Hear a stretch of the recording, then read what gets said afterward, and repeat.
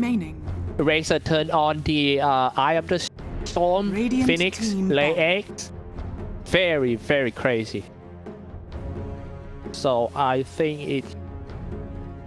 Or if you think it's enough, then just go for something mid lane and easy.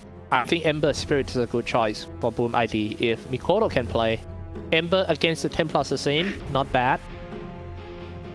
10 seconds remaining. 5 seconds remaining.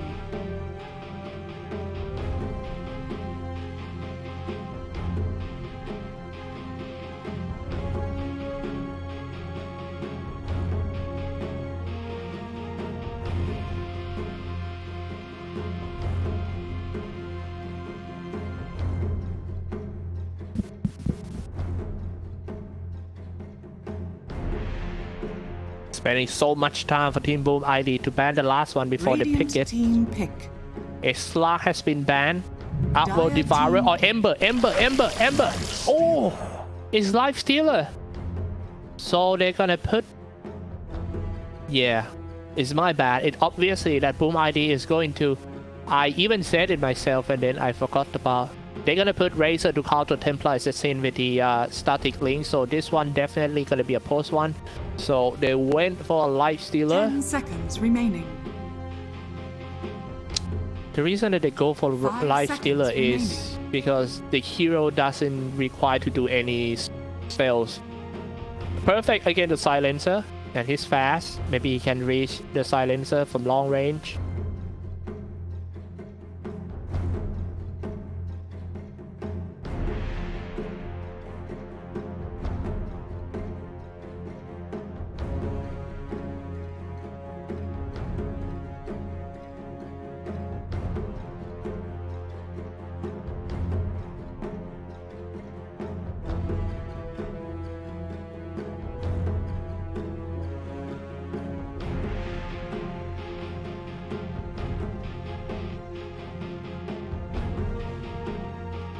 Last pick from Reality Rift.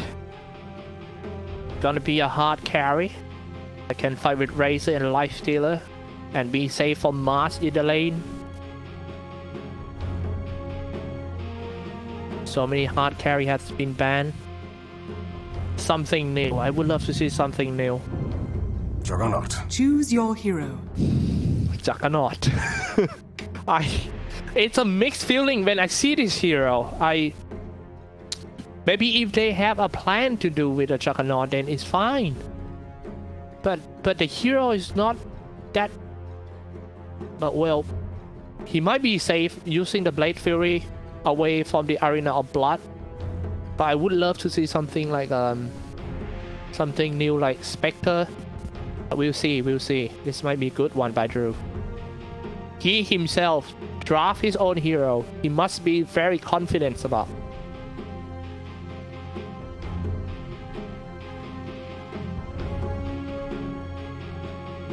10 seconds remaining. 5 seconds remaining.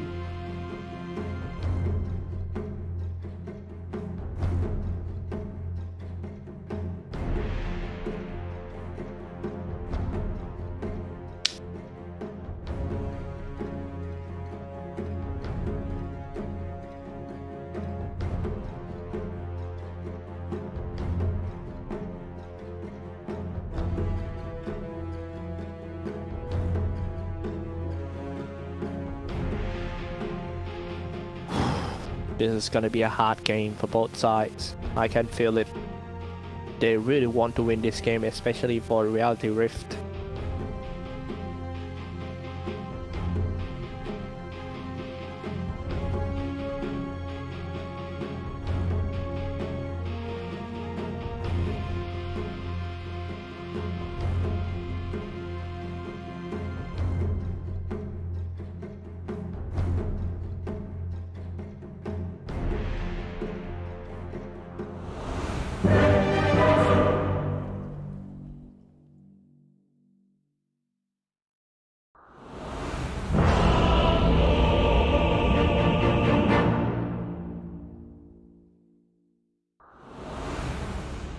interesting stats from the Phoenix. In the past 20 games of Phoenix, he Prepare win for 11 battle. and he lost 9. Okay. Boom ID on the Radiant side, Cascade on Oracle, Mikoto on Razor, FBC on Mars, Tremor on Life Stealer, and Hyde on the Phoenix, or RR on the Dire side, Nuts on Silencer, Alacrity on Temple Assassin, KYXY on Centaur Runner, Hustler on Winter Wyvern, and Drew on Juggernaut. I can't imagine how tired they are, especially for RR. This is their 7 games in a row. 7 games in a row. 30 seconds to battle. Must be so hard for them. Now here we go, spinning around, just gonna go for that FBC. Fighting for the body rune, FBC.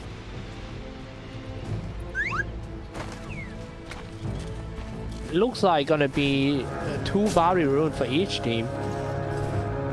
Nuts will be playing a silencer as a support. The battle begins. Fortune send to that Nuts.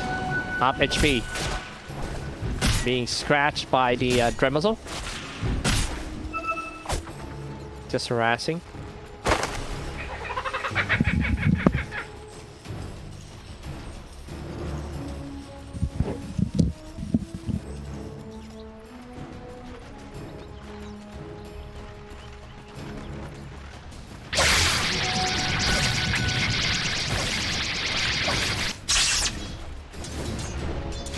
Caught up. Heads down. 30 extra damage. Quite easy for him to last hit in the first wave. Alacrity. Waiting for level 1 side blades. True. Fighting with mods. The base damage of Juggernaut is at 56 and the base for FBC is 58. Pretty close.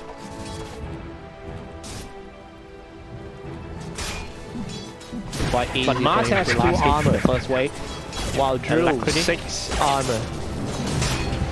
Waiting for level 1 side blades. 6 armor for Drew. Fighting with Mars, first time using this. The base damage of Juggernaut is at 56 and the base for Oh no.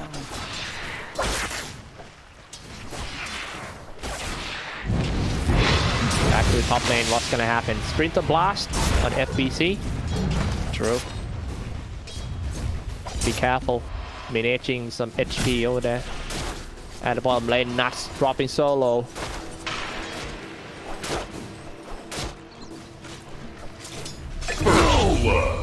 Hey, cat's killed. How come? I think yeah, he using the Fortune Sand from long range and killed that Nuts. Charge.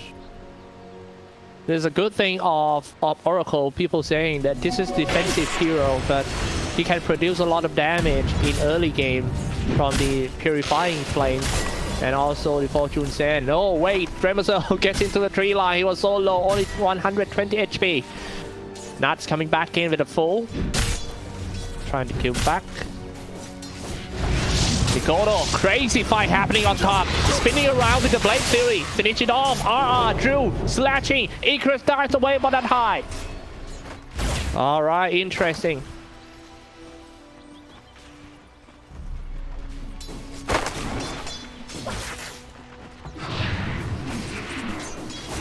(16 to 16 last hit, 14 denies.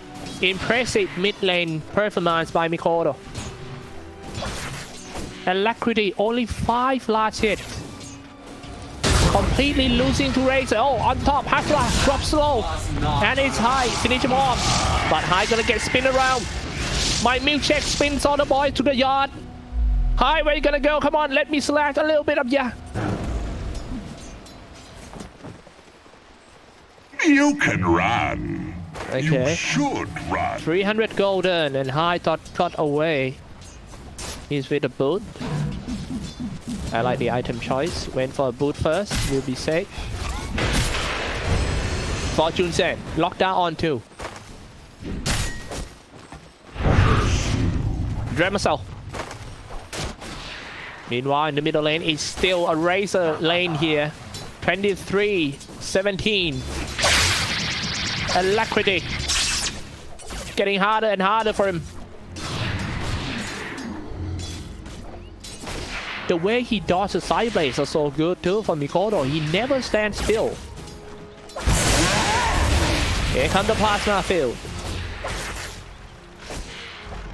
Goes in for Alacrity. The race to the double damage. For double damage.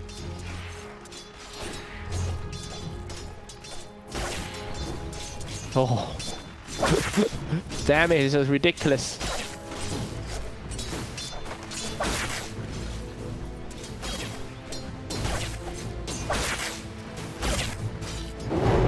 What a lane. Now on top. Using Ghost Rebuild in order to bounce that Drew back. That's not good. Losing a hard carry. And it seems like high. Splinter Blast is not going to be able to kill that FVC. Hustler was unable to save his core one more time. Juggernaut died. Coin for me. Here comes the body rune. 1 for 1.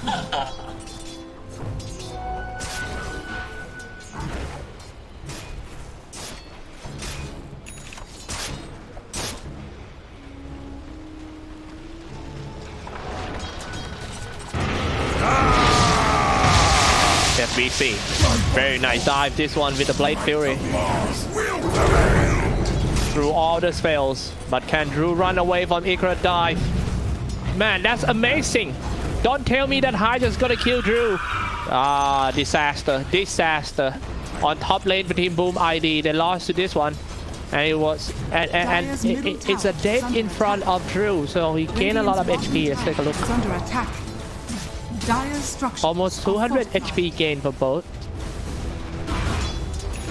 Face it, you're a loser.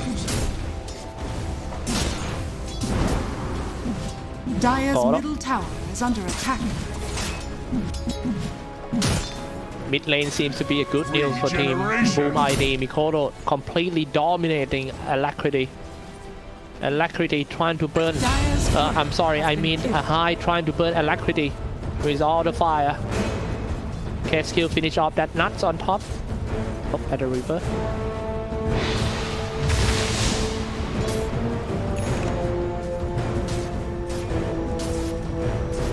Dire's middle tower is under attack.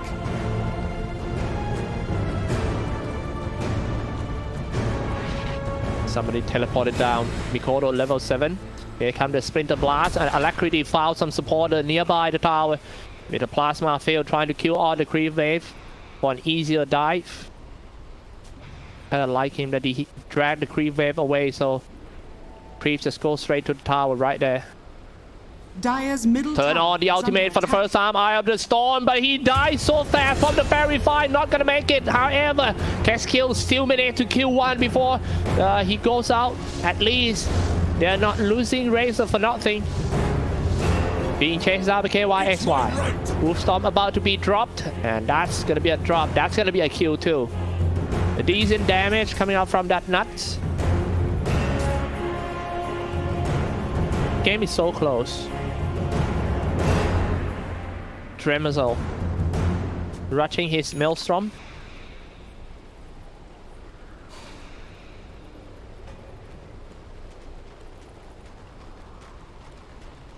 On top lane FBC.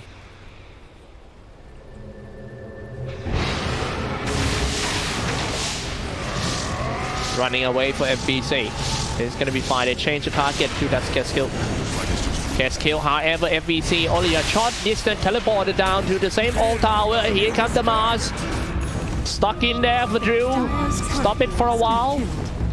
That High playing so annoying. He was here and there, burning people like a goddamn heater. Somebody teleported down. It's a silencer. It's time to make you muted. But please don't mute me. I know my voice is not good, but try. The 3 heroes of Team Boom ID was so low HP. Gonna get dived by Team RR. The tower doesn't matter anymore for them. Drew diving in. FBC, how they gonna defend? Not good. FBC all low. No more support. Here come Mars. Spear of Mars on that Drew. Dropping so low. Drews. Oh, Drew. Oh, he got away. Actually, it's High instead who goes out right there. High still managed to kill that Drew. But it turns out to be a 3 down for Team RR. I'm going to show you guys some fight recap soon.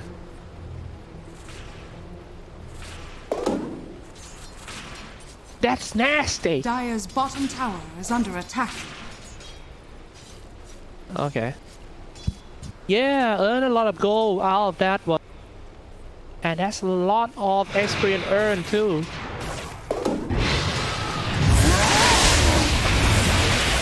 It was pretty brave play by Boom ID players.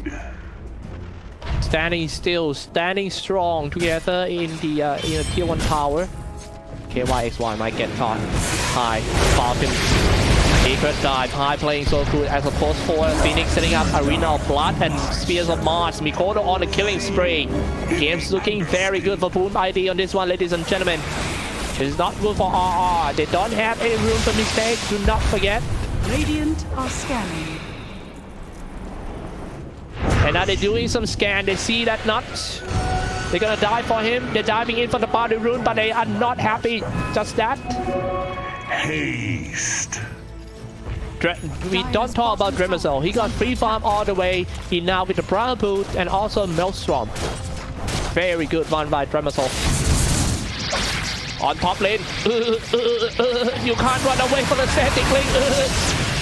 He drained a lot of the attack damage, but was unable to just dive in the tower and just finish the target off.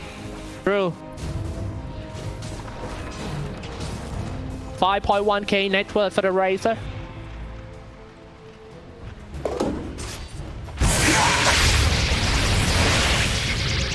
I kind of worry about this Juggernaut, you know. He needs a lot of item in order to fight Life Stealer. Back to the bottom lane. KYXY in big trouble. He will be stopped by the Fortune Send. I think they already used the Fortune Send, yeah. On top lane, spinning around, trying to catch that Mikoto, running out of mana already. Hi.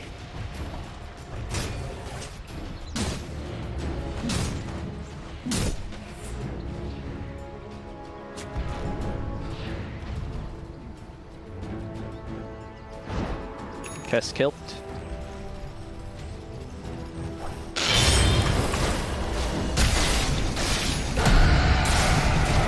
Go straight for the KYXY. Don't tell me it's gonna be a solo kill. KYXY was waiting until Dremersol. What? Solo kill all the way. Dremersol is so strong. That's a one big centaur. Fully grown male centaur. And now it's just gonna push in, trying to take the mid tower. The game is not looking good. RR, especially for the team captain Drew, need to draw the morale back to teammates. FBC try to draw it all the way back to down to the river. FBC got Arena of Blood, but it's not a perfect timing and a spot to use it. Hasla, he bowed to the Phoenix and died. And now some big team fight happening in the middle. First time using the Blood Arena, spending a Spears of Mars, locked down at St. Paul to standing still. So while Mikoto finishing everyone off, release a Life Stealer coming out. There's a lot of damage from the Infest. Goes in, a double damage. Mikoto finish everyone. Unstoppable for Mikoto. Triple kill. You can run, you can hide, but you can't run away from my love. His middle tower has fallen. 14-6. I am not sure what the plan is for Team RR, but they better come up with some plan. I am really not sure about it. But guys, have you ever heard? Do you know what plan never fails? Dire's top No tower plan. is under attack. If you have no plan, nothing can go wrong. That might be what RR thinking right now. Radiant are scanning. 4K ahead for Team Boom ID. And now he's just gonna dive in. Boom ID playing with a confident boost right here. Hustler trying to hide himself in there. He used the Arctic Burn. Stays in the tree line. They might have to give away the top tier tower. They found that Hustler. Okay, that was a good bait. Try to lure that Dream to kill his teammates Oracle, but the damage is just not enough. Radiant's middle tower is under attack. Dire's structures are fortified. And now on top. Dire's top tower is under attack.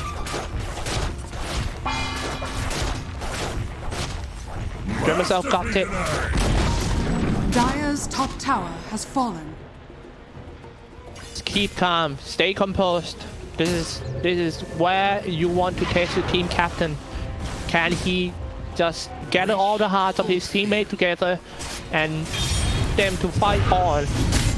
They are so close to lose this match after they lost the early game, but it's too soon to tell. Let's take a look at this fight first. Here comes the Plasma Field using Stampede in order to get away from KYSY. They're all gonna be safe. They're back to the top lane. Drew farming safely here. Dreamazol level 13 compared to Drew. It's a big gap between the two, and I believe it's a big gap between the two teams. Don't mind. Gold is a great conductor. Toto with a plasma field, he went for a really good item, Heaven's Albert first, so he can be, he can dodge some attack. You know, got some steps, and he can do some disarm too. It's no small thing to be favored by the gods. Radiant's middle tower is under attack.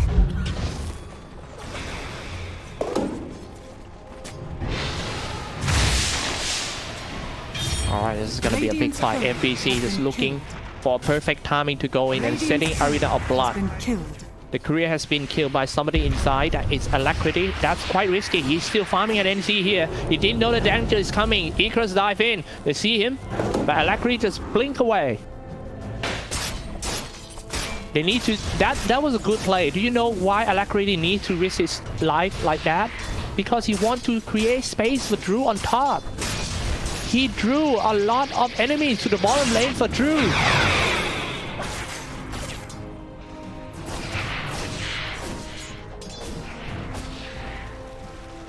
Dire's bottom tower is under attack. Radiant's middle tower is under attack. How about this one? Radiant structures are fortified. Dreamazol? Dire's structures Swiftly are to the temple's fortified. defense.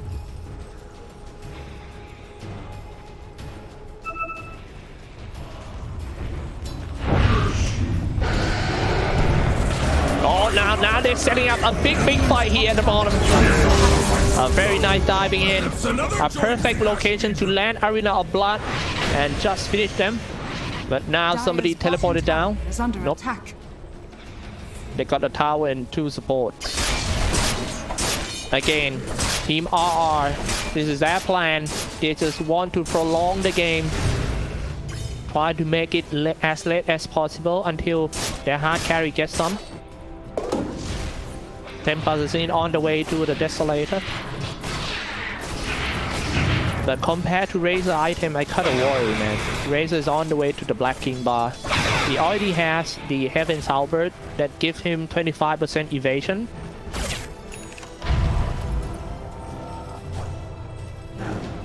It would be hard for TA to just... Juggernaut just gonna spin around and teleport. Radiant's bottom tower has fallen. Toto coming back to the lane. He could dive in, trying to scare them away. It seems like Boom ID want to take all the tier 2 towers in order to shut down the area and get an easy Aegis. Radiant's bottom tower is under attack.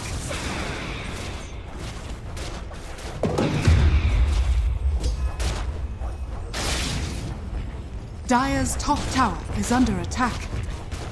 They got it.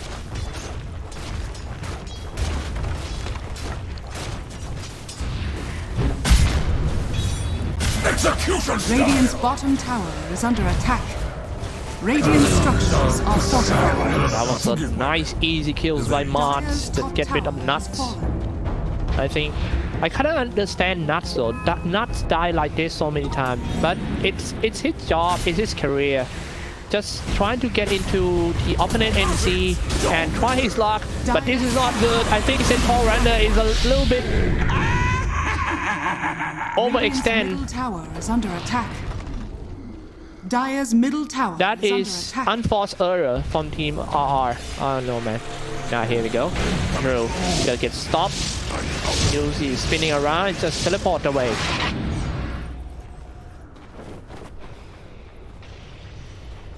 The network between the carries, the core is so far away.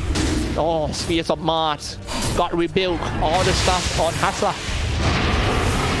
Hustler gonna fly away. Plasma Field missed actually. He got away just like that. At least got some good news for RR side. Come on, everyone is waiting for you, Drew.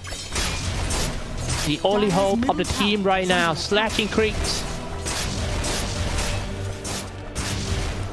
And they only have the obstacle wards here. Nuts have to take care of Drew all the time, stay nearby him. But the thing is, the Radiant didn't even care. This is gonna come in, boom high, trying to find someone, not being found.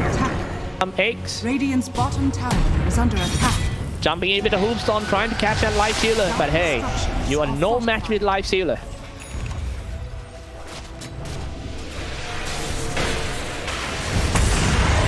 Okay, now they found that Nuts once again.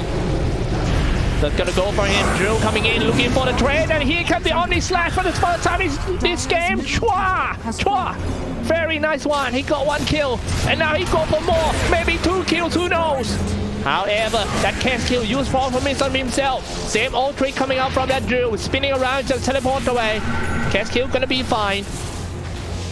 Full HP. We need that. More of that coming from Team RR if they want to go to the last game against Team Boom ID. That Omni Slash though.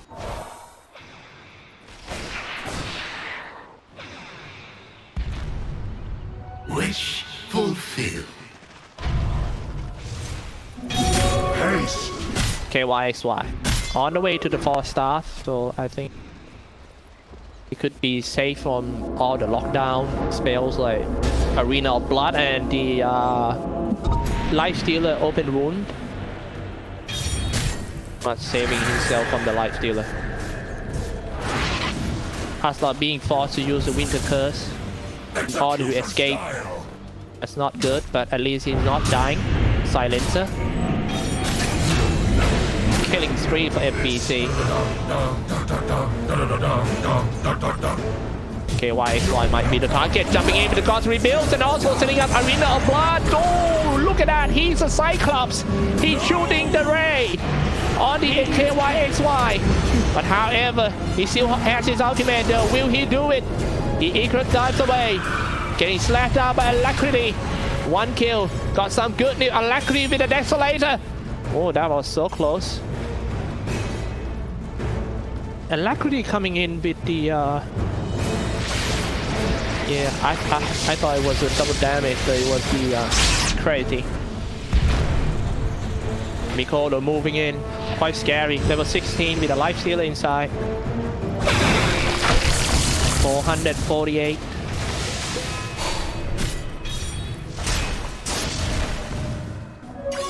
Regeneration. Juggernaut on the way to the Mentor style. He got the Yacha up first. I'm gonna show you guys some items update.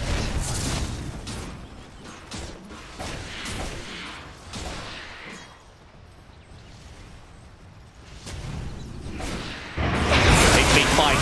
Are you sure you want to fight around here? Mikoto just gonna walk up on the high ground. They are very confident. They found and they locked down that Templar inside the Arena of Blood. No, there's no way out. You're just gonna say there, Gods rebuild, Templar Alacrity. All you have to do is just running away. Alacrity turned his back on the whole crew of Team Boom ID and he died without doing any single damage.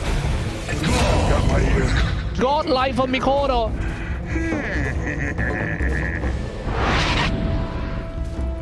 I think all team Boom ID, it's time to go into the Aegis.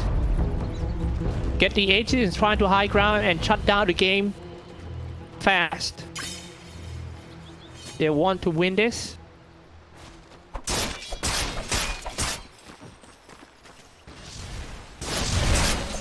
Don't underestimate the power of Juggernaut in late game, man. Not. Radiant's top tower is under attack.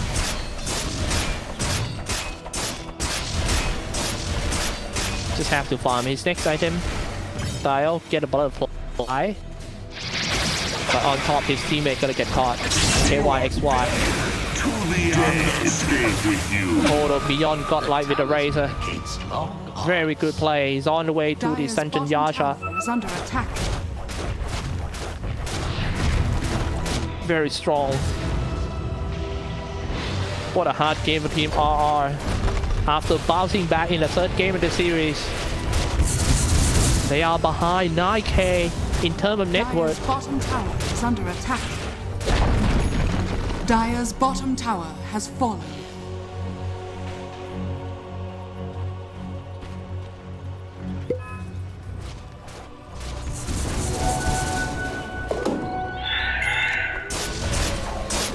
I must have them all. Every spotlight is on this guy, Drew. It's all about his farm. And also the initiation of KYXY as Centaur Warana. What a hard day for them. They're playing. This is their 7th games today for Team RR. No break at all.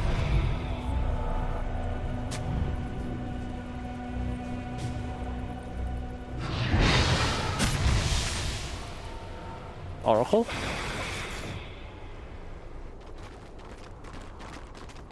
We gotta give the credit to FBC too. This one playing Mart.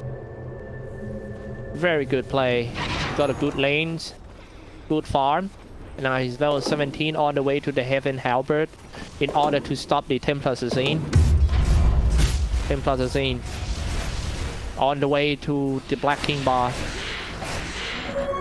Regeneration. Just need a proper going in Hoofstomp and Stampede, and then Alacrity go in late Radiant are scared. and kill all the low HP hero. Yeah, it might sound ideal, but that is exactly what we need. And killing.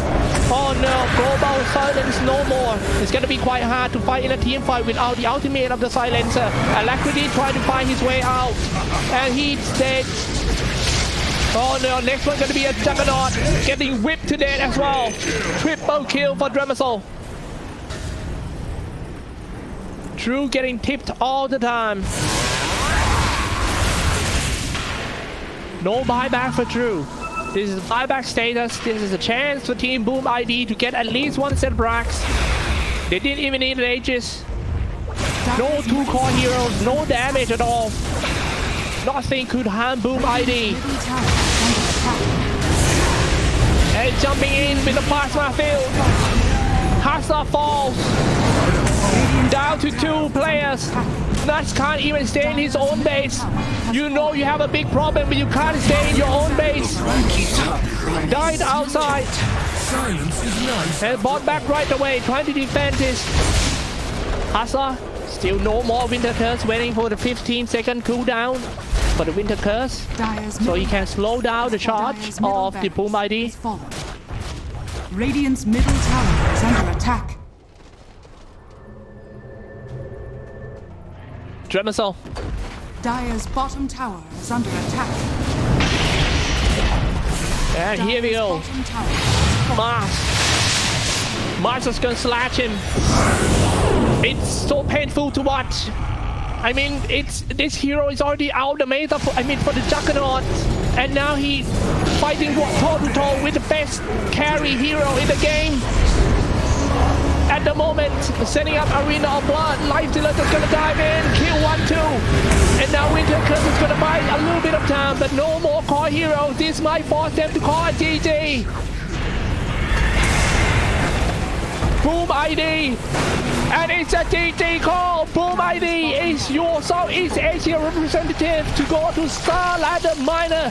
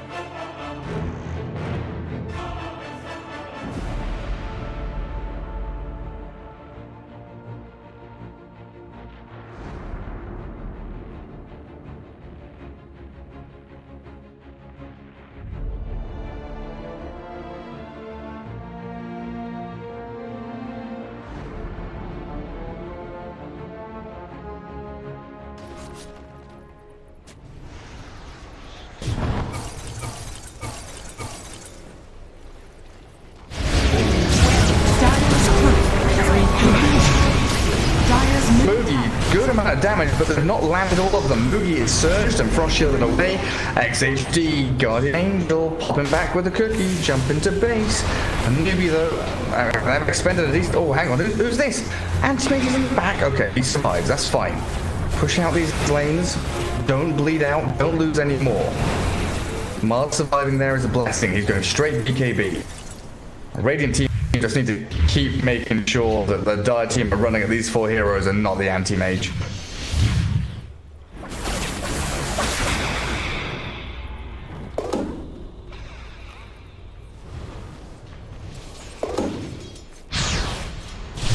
Healing and harm! Nay.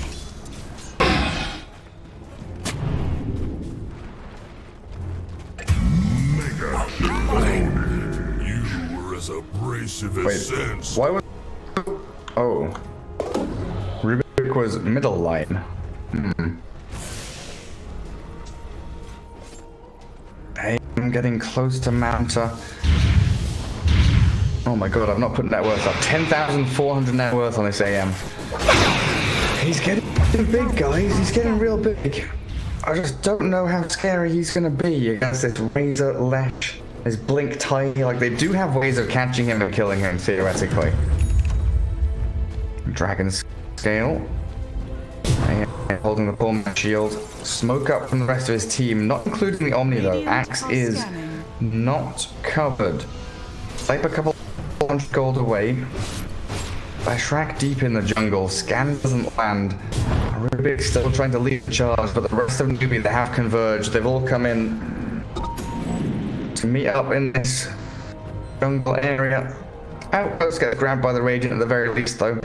As 2 minutes until the Mighty Rune spawn. Newbee grab a haste rune on the Lesh.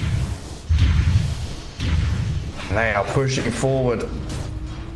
Who do they catch? Who do they kill? Surge up on the Razor. Tiny starts the arena down, but a static link is there, and really you just have to give up your Mars and hope for the best. You lose your Mars. Do you lose anyone else? Wizard chasing towards the high ground. He gets the back onto the Rubik. Lich cancels the Sinister Gaze somehow. Or for some reason. But they've got the toss back. Rubik's still going to drop here. 2 kills in quick succession yet again. That's 2 mid is the target choice for a Newbee. Lesh just going to edict it down from the tree line. Axe. Oh, you can TP, but yeah, Razor has a huge vector. So this static link is going to last forever. Essence Ring. What does he have? 17 one charges. Omni. Purification, run around the trees and hope to survive. That's not going to happen, is it now? This game has become incredibly unfortunate for Blaze. But they still have the anti-mage.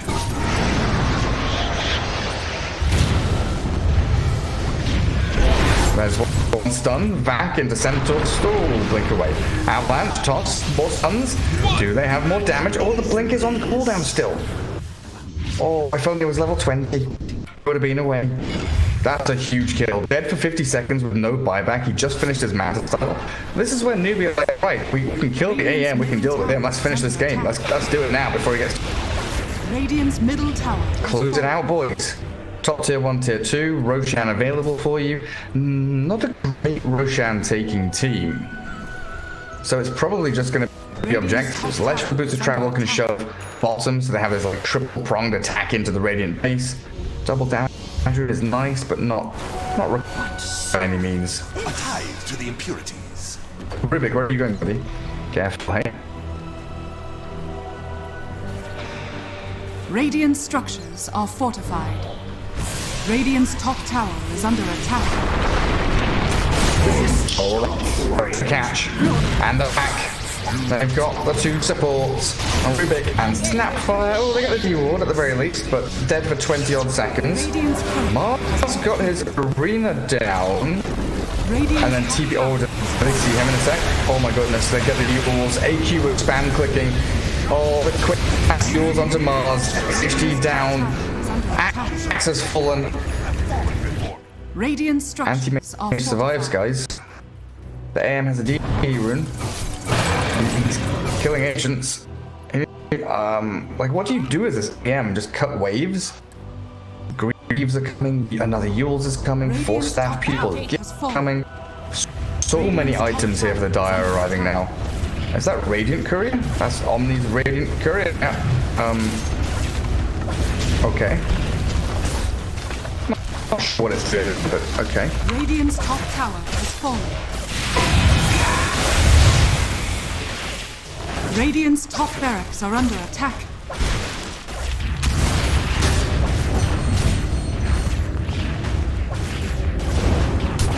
So right now, they have to somehow burn all of Lash's mana and mana void him, while everyone is standing next to him. Inside Arena of Blood with Mortimer's Kisses going. Yeah, it's a tall order. Full barracks gone. Newbee come to claim their rightful prize, the heir to the Radiant Throne.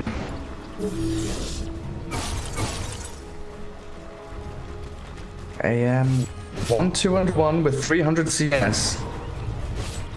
All ones will break. Oh dear. Oh dear, oh dear. Vacuum big into the wall. They're all trapped up on the high ground. Rubik back as well, stolen and turned. Mortimer's Kisses into the Arena of Blood. Mars is still on the high ground, somehow doing damage down. The AM. He's been mana burned. The illusion destroyed him. I think that will be it. Wizard with a triple kill. AQ is beyond godlike on this Leshrac with 17 charges on his Bloodstone, and GG is called. A 2-0 victory here. Newbee taking down Blaze in very convincing fashion.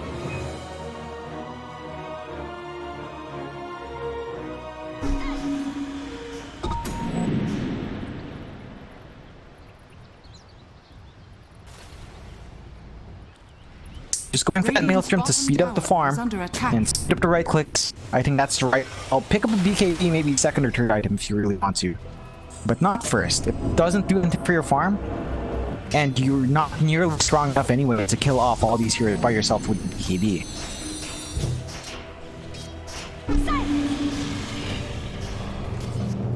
Radiant's bottom tower is under attack. He is there with the Avengrerls. There's a bit of chances there as well as Deska. He ends up on the DK and S. Oh boy. Still pound in, playing an easy kill, and again the rupture being committed onto S. Just in case his team wants to follow up. They will not, though. X will eventually allow it to wear off. And we'll find SGR just standing in the tree line. SGR not really wanting to die like this, but the Shadow Dance comes down and he has no choice in the matter. And that's going to allow another tier 2 to go down, I believe, as they are set up in the mid lane. In fact, no, they're going to back off for the Roshan, it seems. I don't blame them. Gonna be straight up Roche, straightforward Roche for Avengrerls. LFS, Seeker for a while. No Rupture available anyway. Their Arc Warden's busy farming. There's not any sort of contestation for this Roche. Balance the scale. Corrosive Haze, it happens so much faster as well. That'd be, yeah. X, he'll pick up the Aegis, everything going according to plan so far for Avengrerls. Every coin helps. Got 5 nice little stacks of agility permanently there on X. He won't be going to get him Scepter next. He does pick up the Diffusal and wants to go into a KB. So he just wants to be able to continue to fight throughout this mid-game. That's a fair difference as well, because there's no real answer to the BKB but the rough shot. But X doesn't really mind standing there and fighting. Yeah, it's really good as a second pick here, second item pickup. It will just allow Avengers to maintain that momentum they have. It'll cancel out most of the damage LFS has. It is riding off back of that magic damage so far. Physical, it's not quite up to par yet. Just having that early piece of immunity can help the cost effects. Still, they're gonna take this tier 2 scot-free. Gonna rotate down to mid. Me? Oh, Dog has a 16-minute MKB. Dog just straight up rushed the MKB. Could be huge. Dream Call comes down, he catches two. Watts lifted up, Lim here, steals the Dream Call, throws it back their way with the chain from bouncing through the tackle shot. It's massive. They'll find Deska straight away. Now Xiaoyu, he'll be the target. Can they take him down? Dog, he's just trying to chase Yin. They will find Xiaoyu on the Slark, and they also find another in the form of the Chen. And once again, Avengrerls, they look so strong, but somehow LFS took another great team fight for themselves. Radiant's middle tower is under attack. It's a strange game, to say the least, Micah. I still can't get over the fact that we're looking at a KB first for our I guess the pierce damage is nice. It's nice. The attack speed's nice. Isn't Maelstrom still pretty good of an item? Like it's a good item, right? Maelstrom. Rewarded. It procs lightning, right? Correct. And you're telling me Wind Ranger's ultimate left your max attack speed, right? This is correct, sir. Interesting choice. Nonetheless, It is. If it works, it works. Evasion right now on the side of Avengrerls. If it works, it works, I guess. And he did win that last fight. See whether or not Avengrerls can't punish this. Pushing forward once again. He really wants that Wind Ranger. They jump straight on Xiaoyu. Goes after the Wind Ranger. Does he have Wind Ranger? No, it was on cooldown. The Dream Call that was stolen by Yin being thrown at the park. He can't move away like this. And now, Dire's middle tower And X looking for the target. SGR, he tried to smoke away. That is not going to work because X is not going to leave the man alone. X finds with the blink. This is going to be more stats going to the way of the Slark. It will manage to claim that tier 2 mid tower. It's gonna be a straightforward push from here on out. They have the bread up and ready as well on Deska. So Avengrerls, they could opt to go for that tier 3. You do see some split push coming out from LFS. The Arc Warden, just doing Arc Warden things up top. Straight behind the tier 3 tower, but he jumps in on one Puma Man. Do they have the damage output? It looks like they might, but they gotta be careful of the throw right now. They'll lose the slot. Zhao Yu just goes down. It could have been really big, but with that, they're going to have to back off, losing one of their heroes. And I suppose it's still okay. They found the outer tier 2. Could have found a tier 3 perhaps if they'd gone for it instead of gone after the Bloodseeker, but we can get. Are looking at X farming up an app as well, though. Man, can you get a rupture off? You'll see here, he's not keep range, though it seems, as he continues forward, but doesn't really find the target he wants. We'll leave it be. Instead, they'll hope the attempt onto that T1. Radiant's middle That tower we is will. under attack. Radiant structures are fortified.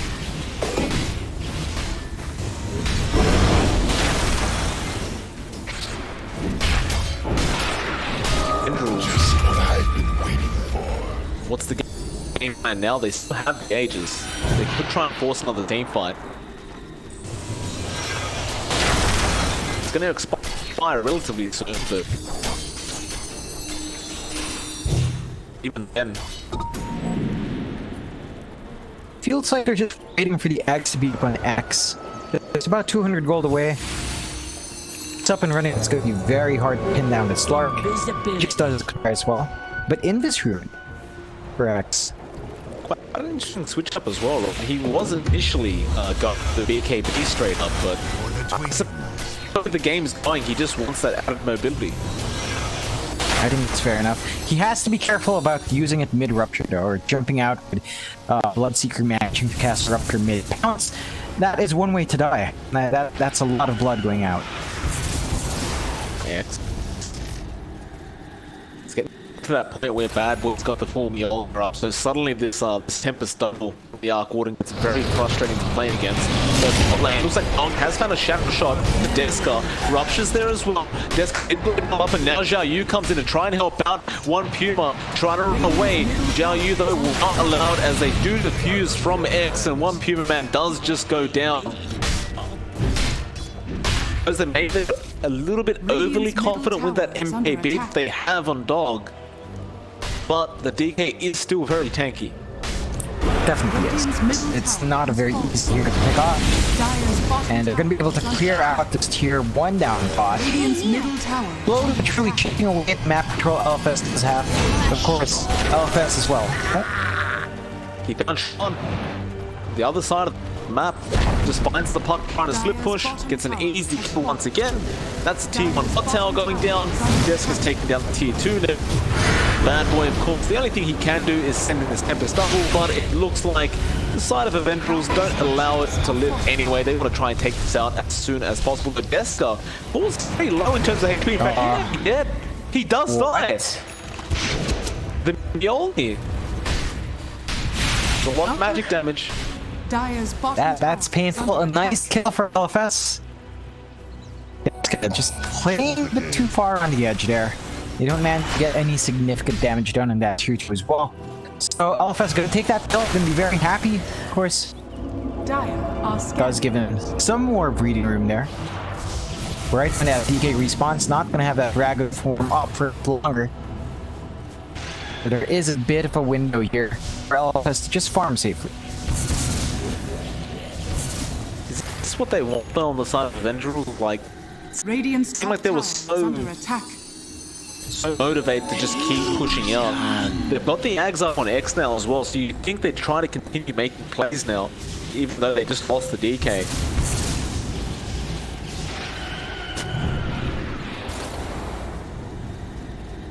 It's like Deska. Gonna have the Dragon form up in about 10 seconds. He may just wait out that BKB though before they go any further.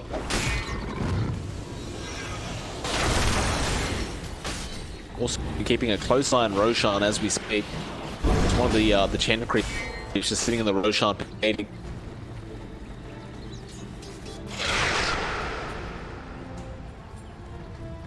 Avengrerls definitely still back phase of their game here. That is giving this Arc Warden opportunity. Radiant's bottom That boy is built at a Hurricane Pike first. At the same time, Avengrerls are slowly finishing up BKBs. I believe there is a BKB. Xiao Yu still building it up. We have Deska again. Insufficient balance, please chop up. Interesting to see X is going for balance, an MKB as well. up. Insufficient balance, please just to deal with the wind range race. I mean, it makes more sense to the slot than does the wind ranger. The next item for Dog is that BKB. It's just still so strange to stare at a Wind Ranger like this and see this kind of animation. Oh, that's the naked MKB. It's just so strange, Dog. It was a straight up naked MKB. He had brown boots and went straight for MKB. He still has burn boots, by the way. It leaves options open for him, I guess. Suppose so.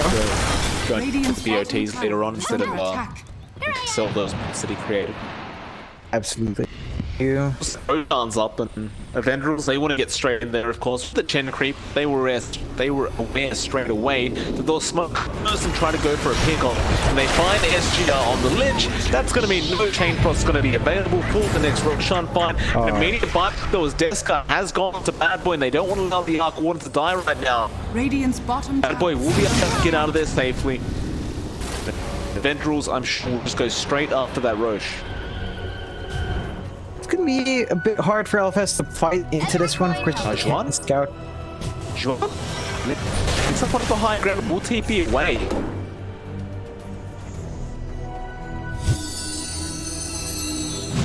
And yeah, straight into that Roche. Radiant are scanning. LFS not in position to contest this one. It is gonna be a 3 Aegis and Cheese going the way of Avengrerls. It's gonna be much harder to clean up these fights now, but you do have the BKB flying out onto Dog. There is smoke.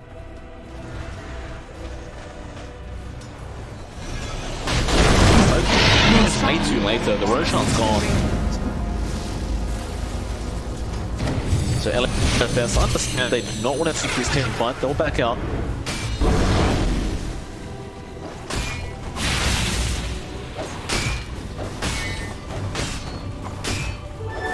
Double damage. I'm just going to take the Radiant side jungle. Their game plan is just keep farming up. They don't really want to take a team fight. They're still waiting on Bad Boy to get to that point where he becomes unkillable, essentially, on the Arc Warden. Gonna be a while. Continue working his way there. Radiant's It's gonna be a fair bit of time until that does happen. I do like this from Bad Boy. Does have his Mindbreaker up, but that's a very potent Arc Warden when it comes to kill opportunity now. Yeah, the Saints can do a pretty big, big, especially if you catch someone by themselves. Juan. But lane, we'll go for the TP out, just the split push away. Oh, poor X. He's stuck. For a bit. There you go.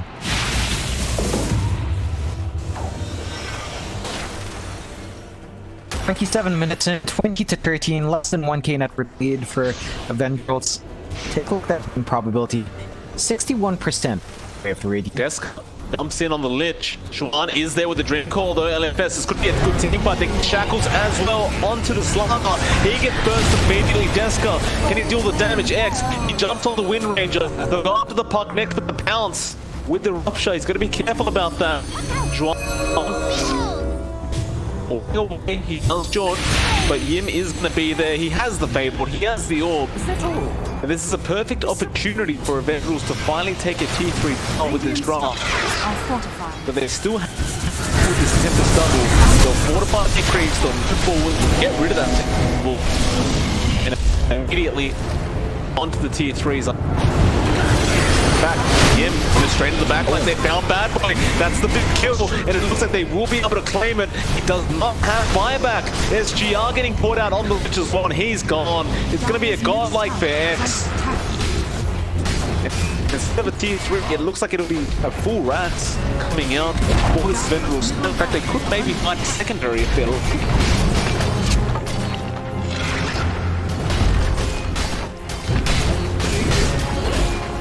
Dire's middle barracks is falling. Let's take Rats though. Cole is there on the puck, and well, he is dead. Juan trying to delay things as much as possible. Now the double shackle from Dog is massive. He'll get the dive back there to StarLadder, but X looking for the chase. Dog is BKB about to wear it off, and the plus is available, and in fact they get the stop straight off the bat. Now the Blast getting caught on his own fountain. He wants to try and map fight apparently, but X has 30 stolen essence shift stacks. And it is not worth trying against a slunk. That hits that hard. In fact, Ian has found another lift onto this Bloodseeker. Deska doesn't get the stun off. But it doesn't matter. They found a secondary Rats. They're going to be more than happy with this. They will pull back up to safety. Dire's top barracks has fallen. Just like that, 2 towers, 2 racks, right out, taken under from LFS's feet. And the good thing is they can't hold high ground for a very long time with the Arc Warden. The bad news is they can't hold high ground for a very long time with the Arc Warden. Be in for a long haul here, Mike. That's the issue here. LFS, they can hold on. That's good for them. Good for us too. We get to watch a bit more. Yes, farming. Thanks, fun, Mike. Certainly is. Bad boy. Keep pushing out those lanes. For the side of LFS, they did have 1 outpost, so they still get some XP for themselves. They aren't completely starved of that. Like one. It's gonna spot out you on the starter, but try to make a jump by himself. And as I say that, 2 side legs dropping for both sides. Like all these items are just dropping the same every single time for both teams. Does feel that way sometimes. Jump, how are you? Smoke. Bad boys. Yeah, Temper Stub. X gonna show himself, maybe even trying to bait them out. Shadow Dance haven't taken Temper Stub out. It is worth a fair bit of gold though, I guess. It's not too bad of a deal.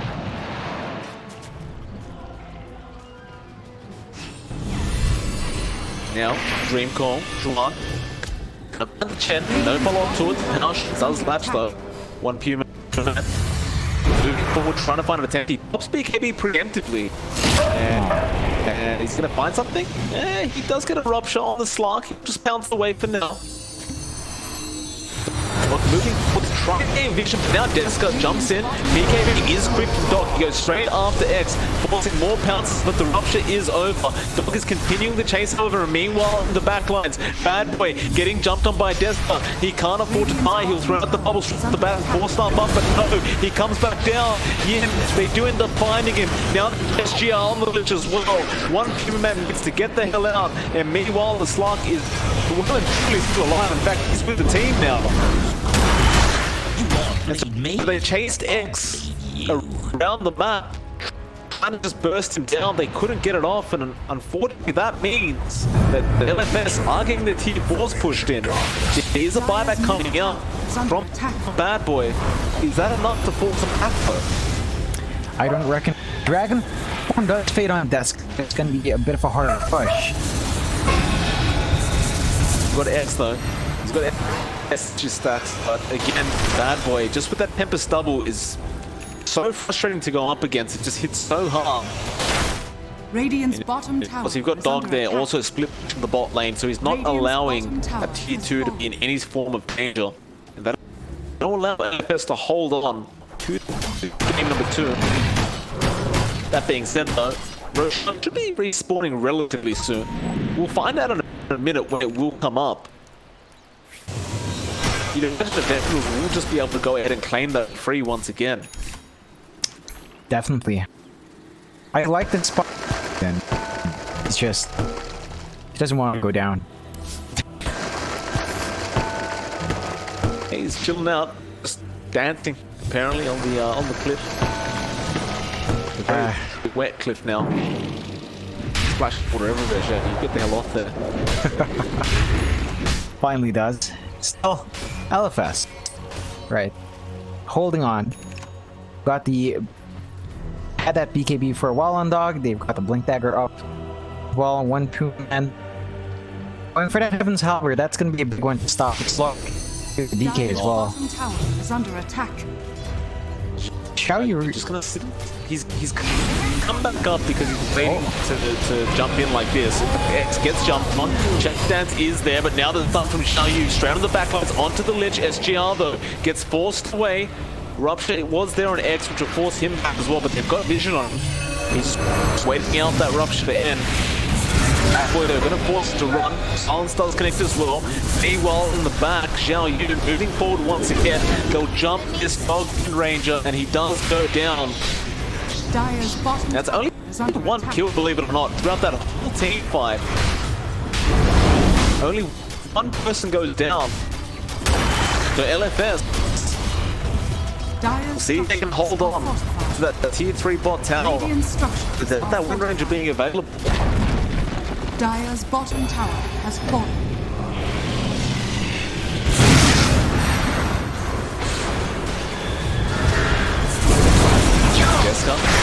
Jump in again. It is the Warden, although it's the real one. But I believe it is just a stubble. Right?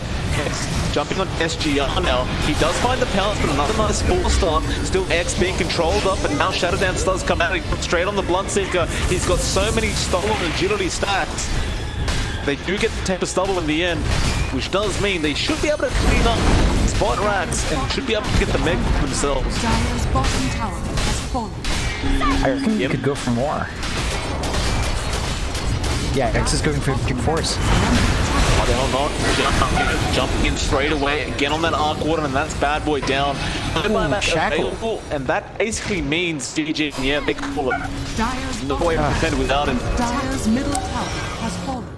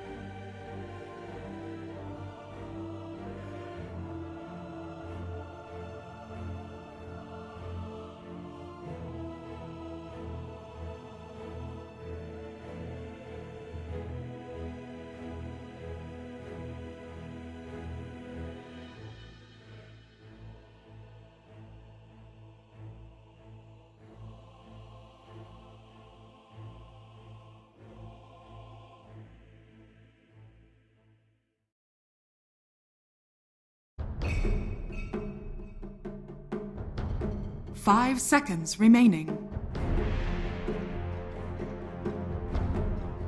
Dire team ban.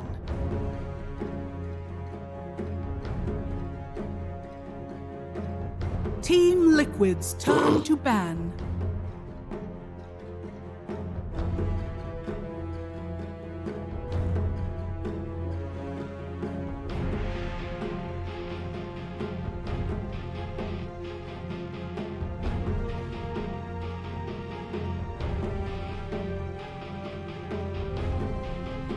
Ten seconds remaining. 5 seconds remaining.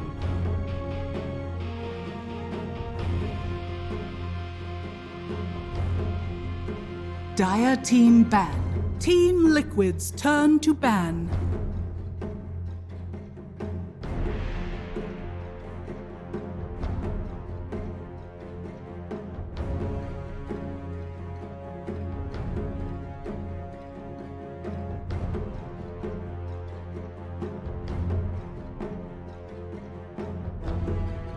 Hello folks and welcome back to the E-qualifiers for the StarLadder minor. We have returned for day number 2 5 seconds of EU coverage here. And no, I'm just kidding, this is a rerun right now. We've sorry, we ran out of content. There's some technical delays. This is literally just a rerun from yesterday. Liquid versus NIGMA, and then afterwards we'll have Alliance versus... Wait, no, this isn't a rerun. But it almost is. It's just aggressive mode had gone from that picture now. But now we need an opponent. Alliance, they did make it through the finals. They're sitting there, they're chilling. They're sipping some celebratory wine that doesn't actually have any alcohol in it because they want to be on tip-top shape and completely aware for their series later today. And they need an opponent right here. We got Team Liquid versus NIGMA for the second time. The second day in a row, folks. And we are already getting off the aggressive start I want to see. We open up the StarLadder. I love seeing these type of offlanes. I feel like this is actually the way that we're going to see the meta play out more and more as time goes on around this patch, is these aggressive type offlaners. I don't think the utility offlaners with the pipe building and the Brimstone or Vlads or whatever you need is dead. It never will be. But I think we are moving back towards this kind of blink initiation type hero in those lineups. I think there's enough gap in terms of the timings when coming together that you can get away with that now, especially with the move away from like these kind of... I don't think we're fully out of this death ball logic, but it's also the way they move the outpost around, the way they kind of change the prioritization, and also the speed at which you get neutral items gives you a little bit more breathing room to actually, like, you know, farm individually before stacking up. And we're getting them quick now. Oh god, I love this lane. Snapfire plus StarLadder, if they want to run it, because you could actually just put the Snapfire with the safe laner, but Snapfire plus StarLadder, if you choose to go with that one, is actually a brutal lane. The double stun or triple, really, if you think about the passive bash, as well as the fact that you can actually just boomstick people down with the Scat Blast. It's so much damage in the lane. I actually like this kind of draft start from NIGMA. It's them actually setting up a StarLadder to win. I feel like we did see one StarLadder yesterday, I believe it was. It was played in the 4 though, and that was more their kind of, you know, flinch reaction on the side of aggressive mode to avoid a bad laning phase, but then it just kind of got rougher. StarLadder is a hero that needs a good start. Remaining. Liquid, proud and improving. They go for the Lit Shaker. Solid opener. Does not give away everything to the side of NIGMA, because of course this could still be a boxy Shaker. More likely we see the 4 Shaker right now. It just feels a little bit more reliable, I want to say, at the moment. You're seeing this desirability, I want to say, by teams to actually have a 4 that can gank mid again. Usually because it's like a preemptive strike port, right? Is that a lot of these mids we're seeing get picked right now are trying to be active on the map. They're trying to make rotations around level 8, close to the 10-minute mark, try and punish. Even though the outposts are no longer there, they still see the value to like set up a lane for success. And Shaker is one of those heroes that just completely stems your ability to do that rapidly, right? Like, he comes to your lane, he shuts you down, he kills you off once, maybe twice, and all of a sudden, instead of ganking from a position of strength, you are ganking desperately looking for some sort of recovery. Team Liquid's turn to pick. So Liquid right now would benefit from a little bit more stuns for this pick. It could hold off on revealing the 3/4 distribution until the 4th pick. So maybe this pick you just look towards getting something kind of solid in the safe lane available. PL I don't know if you want that against the StarLadder necessarily. Troll or did get banned out, which would have been amazing against the StarLadder. Monkey King. And they go for the Monkey King. Bit of a Monkey S King situation. That lane is actually volatile. I don't know if they want to play into the StarLadder Snapfire necessarily, or they're trying to flex this a little bit to see what the response is from NIGMA. Because you could run this in the mid. Reason is that Monkey King, while he is he's up against a melee hero, it does seem good. You do have to survive the initial run. Lich can kind of provide that to you. It's just, it depends on how StarLadder versus Snapfire plays up against Monkey King and Lich. I think that lane is the one we're likely to see a lot of kills in, if that is the lane setup on both sides. Wouldn't even surprise me if we saw Snapfire take an early point into Little Shredder for a change. I feel like most of the time when we're seeing Snapfires at the moment, they like to prioritize level 1 Scatter Blast and then level 2 into Cookie. As for NIGMA, they do just have decent brawlers already. I wouldn't mind seeing some sort of plan around a double minus armor strategy. Whenever you get the StarLadder, like, it's just a nice complementary element, right? But you're always thinking, can we actually double up on this? Is there someone on the team that will end up building a Solar Crest, a Deso, these type of items? They do the Bat Rider. It means to deal with the Monkey King, and this actually means that this could be a StarLadder 4. I know though. We talked about this yesterday. Like, it can be a vicious 4, but it does kind of rely on you getting the first blood. 10 seconds. Otherwise, it can sometimes be a bit slow. This could easily just be a Bat Rider 5, Snapfire 4, and I'd be okay with that as well, because I like Snapfire in the 4 just because you're a cookie cutter utility builder. I mean, you're also a cookie churner, but the point is that you can build into the Guardian Reeves, you can build into the 4 staffs. There's not really an item that unlocks something about Snapfire to a ridiculous degree. It's not like a Shaker who needs a Blink Dagger or an Axe, right? You need a mobility tool. Snapfire kind of has a well-rounded arsenal already, and it's just, what can I add to this hero to, amplify the effect in the fight?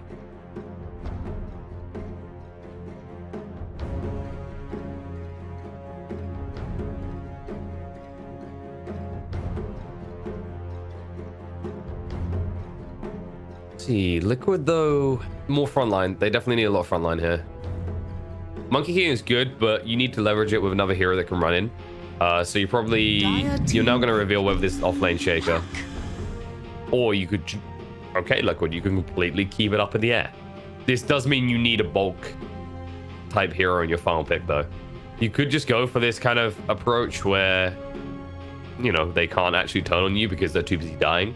I just think if NIGMA, for example, picks another strength hero, they might be a little bit too bulky to burst down unless Liquid simply run over them in the laning phase, which of course we did say yesterday. So wouldn't put it beyond them. As for NIGMA, they have a lot of control right now. Every hero offers that. Bat Rider is a bit weak in the laning phase. If they want to run this as a 5 bat, it would probably be nice to have something that can actually synergize with on the lane, something that maybe benefits a lot from the chase down potential or has a stun itself. And if you're up against the Monkey King, Ray's already gone. This has been annoying.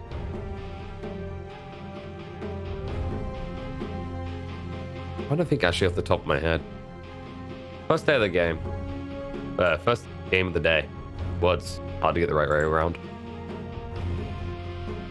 I don't think there's like an extreme gotcha pick right now with this Monkey King puck flexibility. Like, Liquid are keeping it quite open, so I think NIGMA need to just focus on what they want. They need a solid right clicker right now.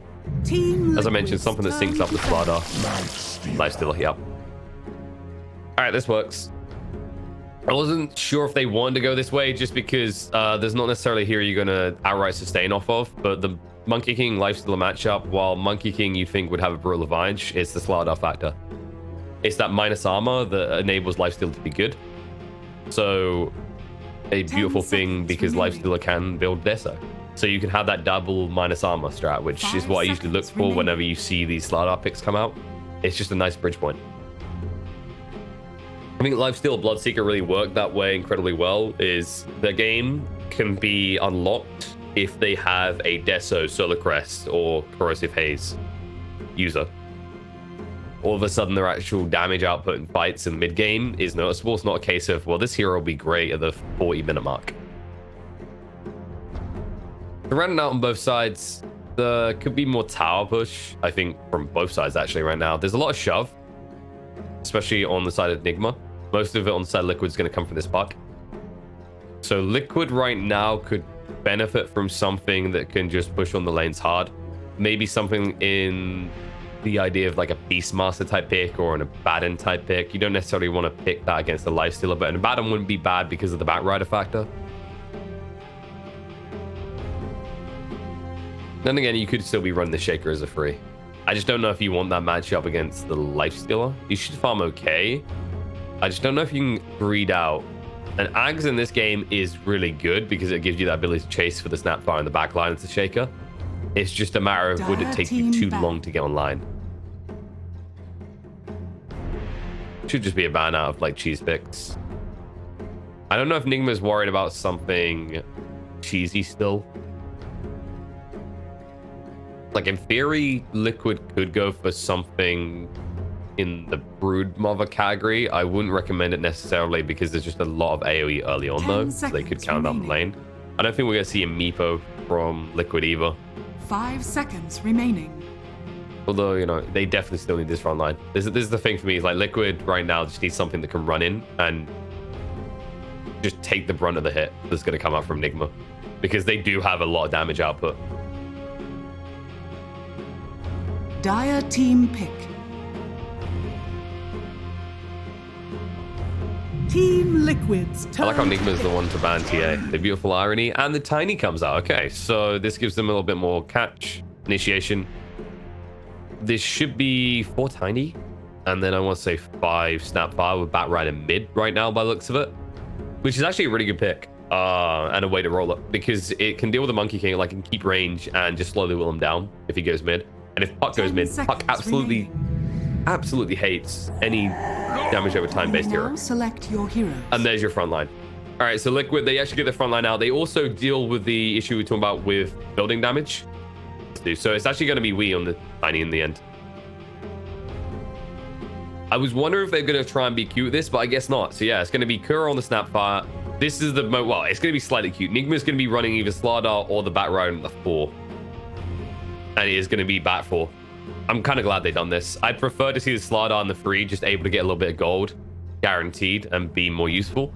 I hope that GH stays on the lane. I feel like his job this game is primarily to just make sure Mind Control's lane can exist and Mike doesn't force him out by like level 4.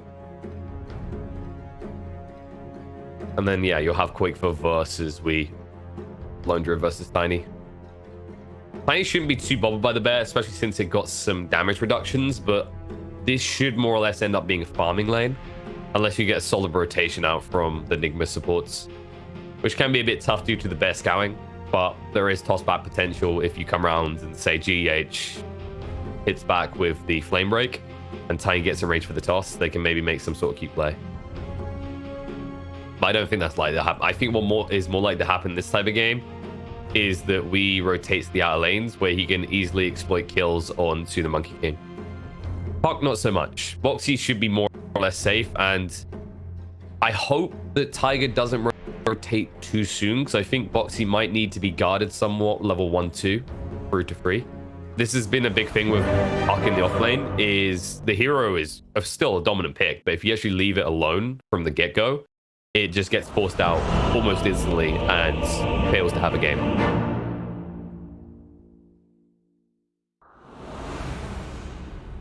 All right, with that, we're underway. Game number 1, guys. Best of 3 here. Whoever wins this will be going up against Alliance in that best of 5 grand final. Prepare for battle. And it looks like NIGMA are going to move free bot to start with to see how things go. And no, wait. Are they switching? They're switching this up. Okay, they're actually switching this up. Wee's going to be going on the out lanes with the Tiny. And you'll be able to actually deal with the Puck situation a little bit better, in fairness. And also, when you're talking about like the mid matchup, Tiny would get pretty roughed up by the Monkey King. I think either way, it can be pretty rough. But also, Quaifo is going to be on the outer lane. So both teams are actually shifting the lane situation around a little bit. And I don't think necessarily either one of these has been anticipated either. This is actually probably the better scenario for Liquid with this Batrider situation, as if he can't play against the Monkey King. As I think that's one of the better lanes for the Batrider in this game, is to just be able to actually shut out the Monkey King early on. This hero doesn't have much in the way of armor, so you can actually just right click him out of the lane pretty quickly.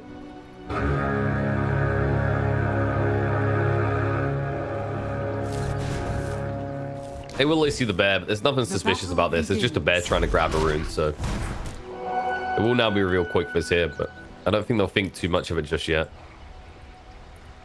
And I don't think they're going to musical lane too much. Yeah, it's just this one. Or is it? All right, the line has been drawn, actually. They're doing a full switch up here. Someone put on the party music because this has turned into musical chairs all of a sudden. So Miracle should be going to bot. Is going to come back to mid, and it looks like Mind Control is going to go to top.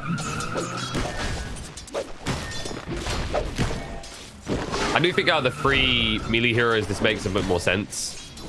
Any melee hero in this game is going to suffer a little bit against the Monkey King. It's just the Tiny can deal with it a bit better because, well, one, you've got a lot of health, and two, you actually move quicker than your other two components. And obviously, you can actually pressure with this time of trial lane scenario. Once you get level 2, you can just get a point into the open wounds and maybe look for a kill, especially if Insane is playing too far forward.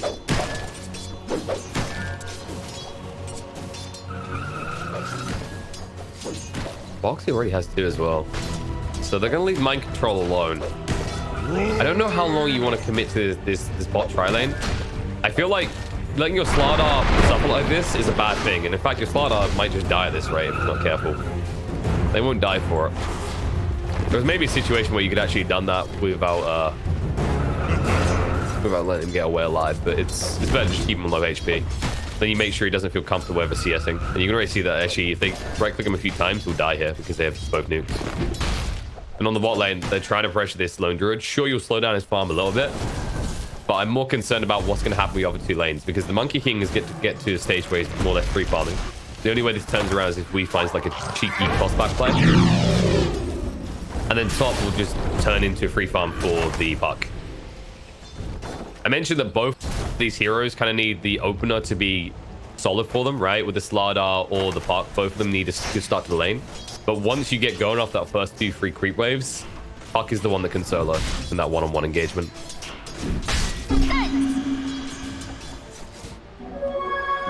It looks like he's giving up on the pressure. They're actually going to bring Kuro around. He will be spotted coming around the back though. He should be slapping down that sentry as soon as Boxy moves back though. All right, his spidey senses are tingling then.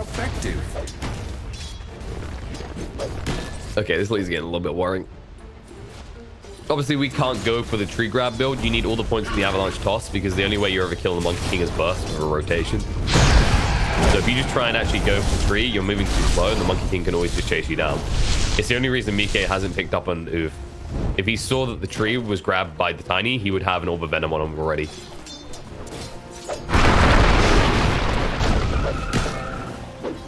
You actually see how easy it is for a puck at this point.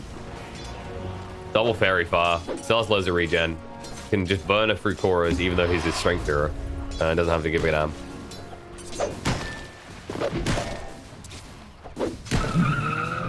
Well, good news for the side of Enigma is the lifesteal was farmed really well. I really am a bit concerned about Wee's slow start on the farm though. Mind Control is finding some CS now that they've rotated up the snap fire, which is important. I think it's a little bit easier for Liquid to leverage a small CS advantage just because of the heroes it has. Like Puck doesn't need as much to function as a StarLadder, for example, and the Monkey King can do a lot with little. He actually just boots to make your first rotation. Usually you'll find kills. Quick in the bot lane though, in a little bit of trouble, able to get away. And Miracle now baits himself. However, GH is diving, looking for the kill in the quick bot, but he can't find it in the room. Oh, that filthy bear. Quakebot will go down though. GH gets first blood and gives his life.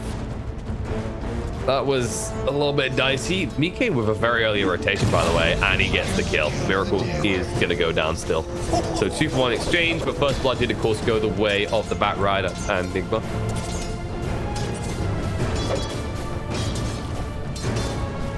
Foxy's actually willing to take a lot of harassment here. Understandable to an extent. King Puck, obviously, you get decent value out of those tangos, and you're going to force the salve out of mind control and response.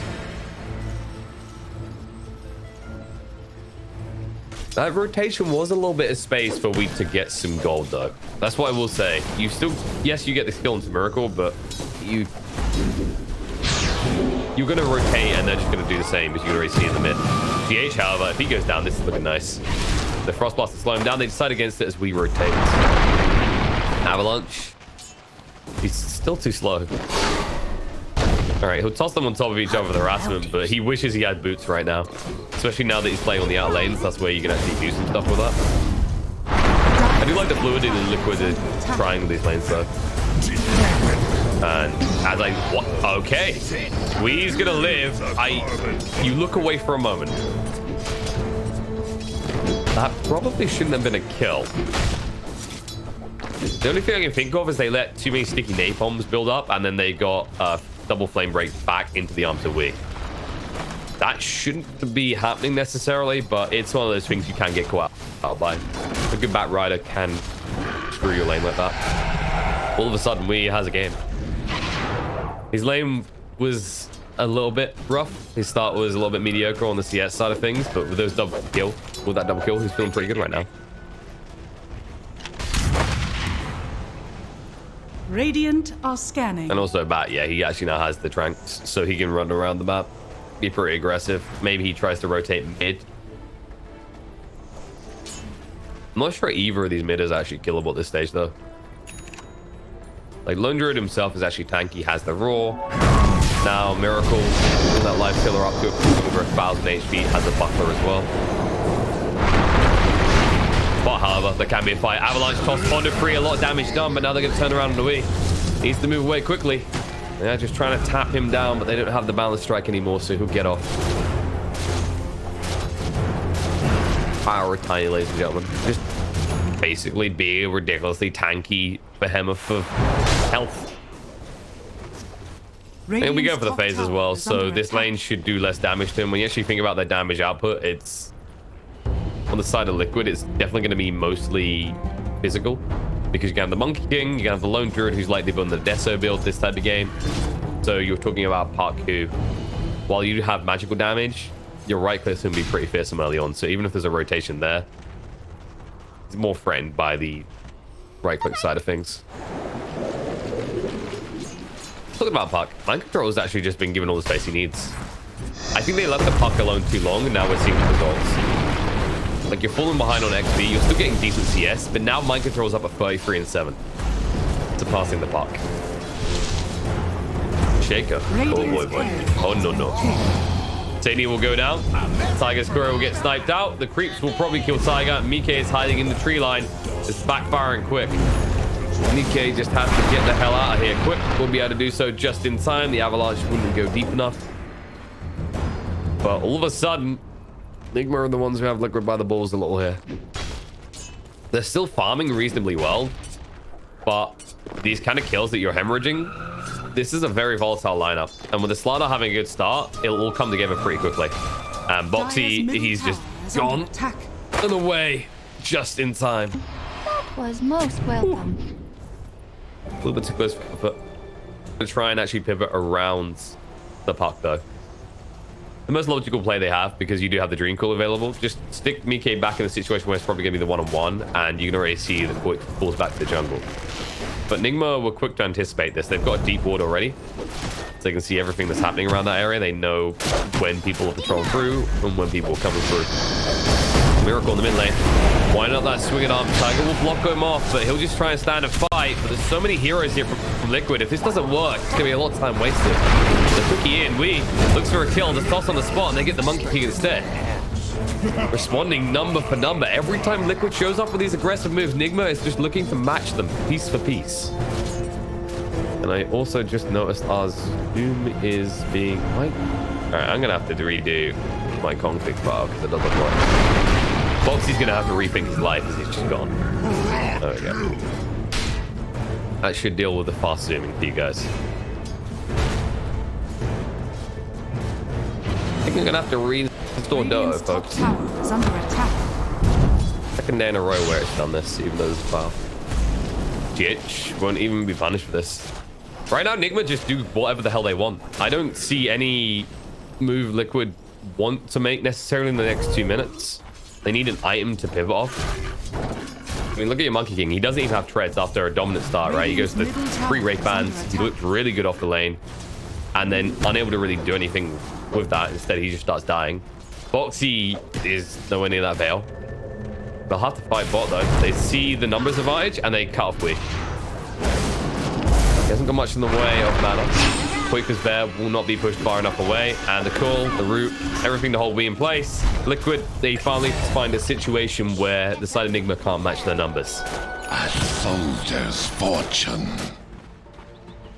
Dire's top It's important that you actually get this done as well, because it's already 3,000 gold. You don't know the exact number of your Team Liquid, of course, but you have an inclination this is starting to get a little out of control. And when you think about the volatility in NIGMA's lineup, you can already see it coming into effect, right? Corrosive Haze, Tiger. He will just go down. One form falter. And this is going to get rougher because you already see what Miracle is queued up. He's going Armlet into the Desert. This is about that double minus armor, the rapid ramp up that we were talking about earlier in the draft. Tank control all of a sudden is just feeling really confident. Doesn't even need a double bracer. One bracer plus the raindrop. With the phase boots, he's more or less unkillable. Monkey King, however, that was not even a lasso. That was just a casual rundown. This is getting mighty problematic. Radiant's top We've seen why Monkey King can be such a dominant force, but we've also seen over the years why it can be a fragile hero, right? Where if you fall behind a little bit, it feels like your game is over. You need someone to kind of, you know, feed you a kill or two, get you back in the game. Kisses out, quick buff, just gone. The fissure was too late to save the day. Kuro might go down, but mission accomplished in his eyes. He's done what he needed to. Well, that's happening. There is a movement around. NIGMA are wrapping behind the side of Liquid, and they brought all their forces, and they see it. They'll move in the trees. Might be able to get out. Radiant structures are fortified. But if they commit like that, toss in. Foxy will dodge out. Have to throw down the Dream Core, get stunned instantly. Avalanche and nice fissure to block him out. They can't find the kill. Fairy Dragon gets away. Tiger's gonna get dragged. Since the gates count that out, so GH can't move away quick enough. And all of a sudden, Quick for rushing the bear over. With the fear coming out, will allow him to get the kill into the Bat Rider. Tiny still here. Avalanche toss across, not able to kill anyone. Just make sure that he's not going to be the next hit on the list, and does create the space that Miracle takes the mid tower. A little still favorable for the side of NIGMA because they did get their hands on that tier 1 in the mid, and the gold exchange, while in the battle, favors Liquid a little bit. You're going to see a situation where you're not up to a 5,000 net worth lead, and these item timings are going to be pretty crucial. You're going to need something very soon on the side of Liquid to pivot off, just give you this high leverage in a fight. Monkey King at least does have the treads now, but he's nowhere near this Echo Saber. He needs someone else to funnel the food down his throat. Maybe Boxy. If he can complete this Veil, that might be the bridge gap they need. You can just see that Wii is constantly on the hunt. He doesn't really care as much about the farm side of things. He's just trying to connect with kills. He understands his role in this game isn't to be high on the net worth.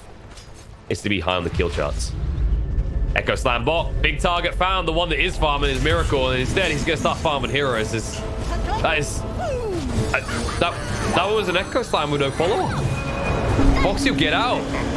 Or will he? He hung around to try and save Insidious' life for his captain, he says, but for his captain, he'll die. And there's no escape from that. Puck will go down, double kill for Kura, and it looks like it's going to be free dead as Insani is being chased onto by Wii with the DD.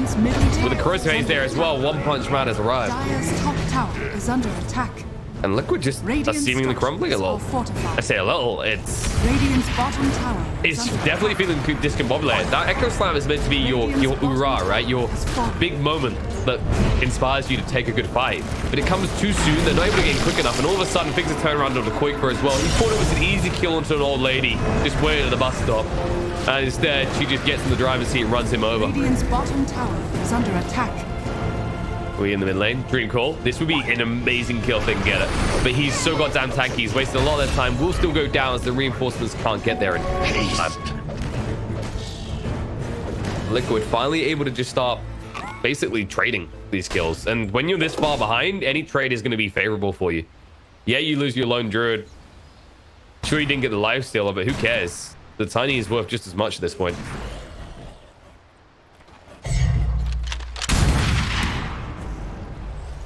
Tiger now halfway towards that blink.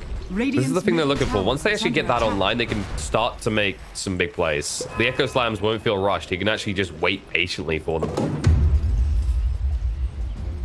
Also give them a secondary form of initiation of the back line, which is crucial at this stage of the game. You saw the damage that the Mortar Kisses are doing. And at this rate, like, Kura is going to get decent timing on the level 2 ultimate. And the damage is just going to melt through the side of Liquid. They don't have the tankiest to heroes. You mentioned this in the drafting phase, right? They don't have that many frontliners. The lone druid was meant to bridge that whole issue. But that still means that the Puck is susceptible, the Lich is susceptible, Monkey King most definitely, even the Shaker.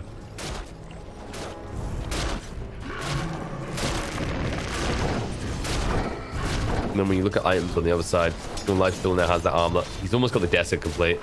This is when they can just go straight into Roche. They'll want to pick off before they do it, but once he has that Desolator complete, they'll probably try and pick off the Shaker or force an Echo Slam usage, and then once that happens, Nigma can just go into the pit.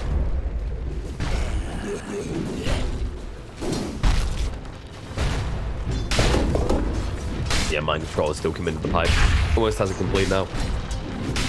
It's interesting to see StarLadder as the way they're getting played like this right now. It's this bully type laner who basically fulfills the similar role we've seen from last patches offlaners. It's just, instead of relying on this dispel to be valid, you just amplify damage instead.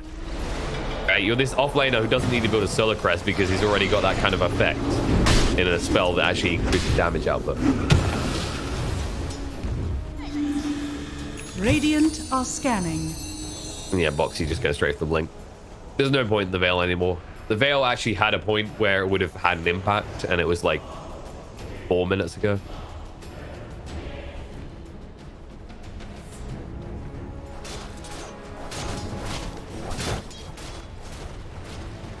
Just what does we want to do next? He didn't go for the blink build, he went for the drums. So he's just looking to run in. They're just looking to kind of overwhelm Liquid as they do that in the bot lane. That was the blink reveal from GH. Gets him a nice kill. Slows down the Puck a little bit. A crucial moment when he was just about to get the goal for the blink dagger. Straight into the pit they go. That's a good enough pick off, they say. The Deso now complete. Corrosive Haze at level 2. Roche is paper. NIGMA are the shredders. Your armor melts away. Roshan has fallen to the dark. There you go. Aegerson has a miracle. And they've already taken all the tier 1s out, so tier 2's next on the shopping block. NIGMA should be able to get them all down before the Aegis even gets close to expiring, really. Radiant's Liquid could try and find them splintered a little. There is 1 or 2 heroes off separate, but it's only GH, and he has the blink dagger, so he can get through. Dreamcore's going to come out of the back line. They think they found the opportunity. They'll go with the Wukong. Balance Strike connects on a free. The Raw through as well. Beautiful combo. The Chain Frost bounce around. They'll get the killer snap bar already. We try to move away. Slow down too much. That Chain Frost still bouncing. Means they can just pursue through. Mind Control sliver away. They keep Vision for the time being. They are going to keep chasing. Radiant's top tower is under attack. Still not available for a long time, though, so they'll let him get away. NIGMA do cauterize the wound. They minimize the casualties. They keep it down to 2, but suddenly Liquid are finally able to find some more gold. Much needed as well. When you got these blink daggers coming out, right, the Shaker's picked up his, the Puck has picked up his as well, you're feeling like you should be achieving max impact. And while getting the kill on Tiny is never something you'll complain about, what you're really hoping for is that StarLadder kill, that 3rd kill on the top. As there's a huge reveal of double blink, you feel like you should actually be able to do more with it. The NIGMA really are that far ahead. The Miracle just confidently runs in wherever he chooses. They can't push on the tower just yet. As Quick is pushed in top, so that's not an option. They'd have to commit to mid, which means Liquid can try and set up if they want to defend this. They still have the big ultimates. Wukong's no. Echo Slam is there, as is the Dream Core. And GH Radiant's middle tower is under attack. wants himself a kill, won't be able to find it, but he zones them away. Miracle gets the tower in the meantime. And Koikfa, he's probably just going to stay out as long as possible. He needs to get his Deso complete before he's even willing to fight. And once he even has that Deso, his main priority is kind of just keep pushing.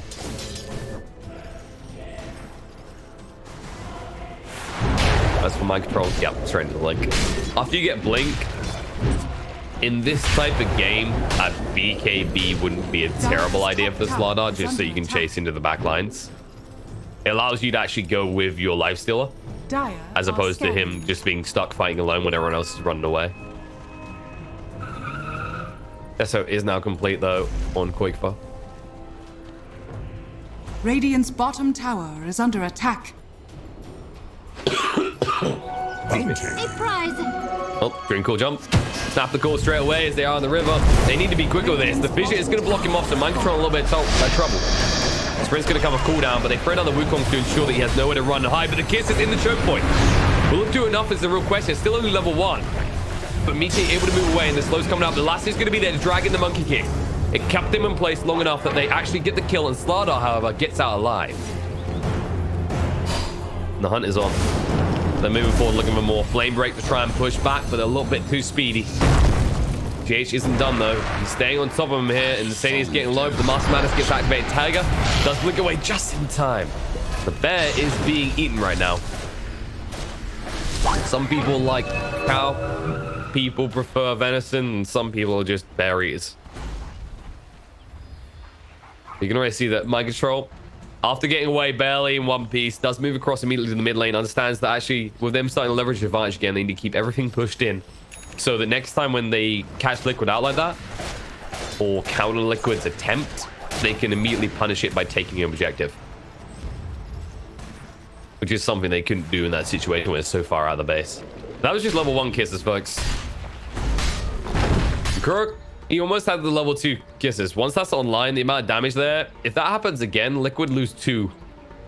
Probably more, actually. To be honest, Monkey King would have been dead if that was the level 2 kisses at this point.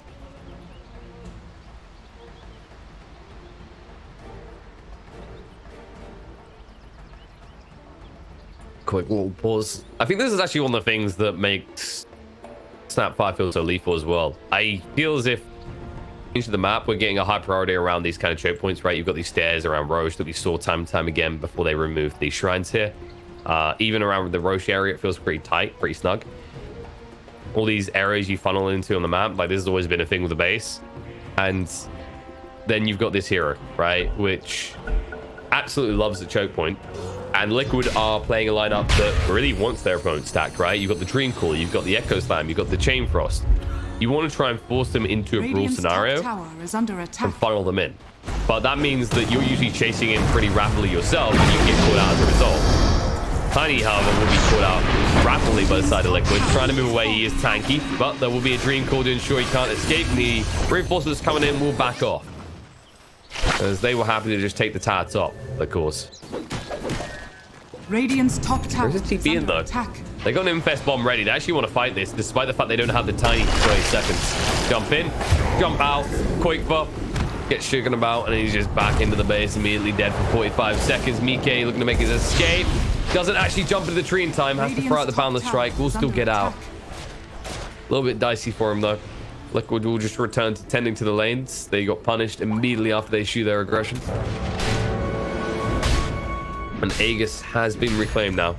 The Miracle is a slightly more vulnerable target. I say slightly because at this stage in the game, he shouldn't really be going down. Heaven's Halberd, 2.2k HP with the armor off.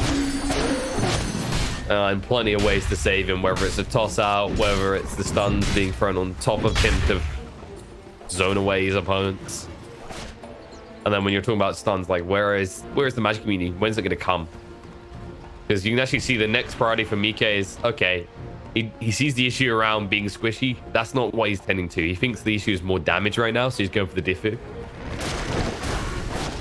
And then Koi for trying to get a little bit more lockdown, go for this Bastion build. So then you are very much relying on how good your Dream Calls can be. and how on point Tiger's going to be with these fissures to cut up the fights with the Echo Slams to control your opponents. As NIGMA are likely in a scenario where if they just wanted, they could go double magic immunity and then just... It looks like Mind Control isn't sure what he wants just yet. He wants to death maybe, or is it the other way around? Jump in, Tiger got it 3 hits. Mike threw down the Wukong, so Mind Control down to half HP, but all of a sudden Mike, he's feeling the pain.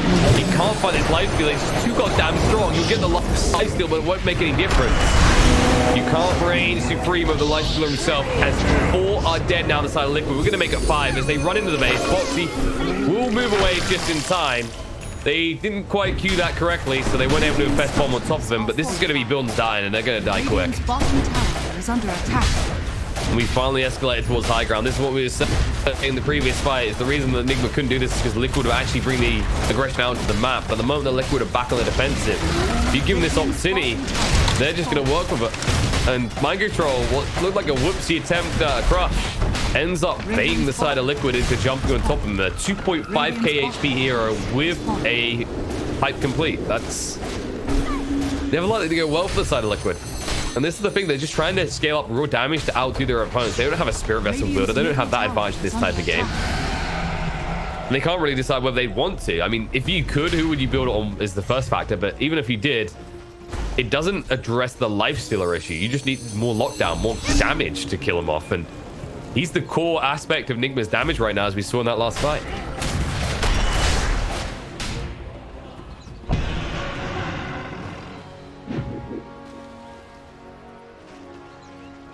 I'm trying to think actually what item really gives Liquid a chance to hop back in here. I don't think the Diffu is it. I understand Mike's need for it in this type of game. I don't think it's going to be enough though. I don't blame him for not going BKB. I don't think you survive with a BKB except for running away quicker. In fact, there's just the lasso, right? So if you put a BKB on this Monkey King, you're just going to get dragged away straight away and killed every time. You could argue bulking up, but right now, like, the raw HP element isn't going to help you as much. At least with the Diffu, you're getting a decent amount of agi, so that's just scale your armor up a little bit more, which is your big concern. You need to be above 20 armor by default, and even then, yeah, they've got a lot of minus armor. They can minus 20 to you. But you just, it's not the hero that's going to build, for example, an AC. You don't scale on the health front enough to feel good about it. Not to mention the fact you have a lone druid, which is more likely to build it any day of the week. Radiant's top tower is under attack. Liquid, time to tend to the siege. As Miracle moves on in, and with a 16,000 net worth value. Echo Slam jump in, Lassio's gonna come up. Interrupts the interference, and straight away they just turn on them. They're gonna lose 2. Buyback comes out the Monkey King, but the Shaker is down and dead, and the Kiss is zoning the rest of Liquid away. It just looks so simple for the side of NIGMA. They just run in, they just tank everything. They look at the side of Liquid, and they go, "You're toast." And he's going deep. Hunt time. On the spot. Sania, 2 more hits. We're doing the Wukong goes down. The root's going to come out, but look at this. Miracle just runs in deeper, forcing him away. And Sania's already dead, and Mike not feeling safe in his own home. Miracle will have to move away, though, because he's starting to feel the pain a little bit. Will infest in the GH and just retreat. That doesn't mean he's done here. They still have an advantage. They've used most of their spells on the side of Liquid. Now they need to actually be careful. Tiger goes in, stun control. We able to move away in time. And Quake with Bear trying to fight up here, but Slithering Crush is going to come out. Final strike through. Connects on the multiple heroes, but Miracle's unleashed again with a rage. Tiger's going to go down. Dead once more for 30 seconds. Mike is also going to fall, and GG's going to be called as NIGMA. They've reversed this around. They're going to be the ones taking game 1 this time around. And if this series looks anything like this first game, it might end up being a 2-0 in their favor this time.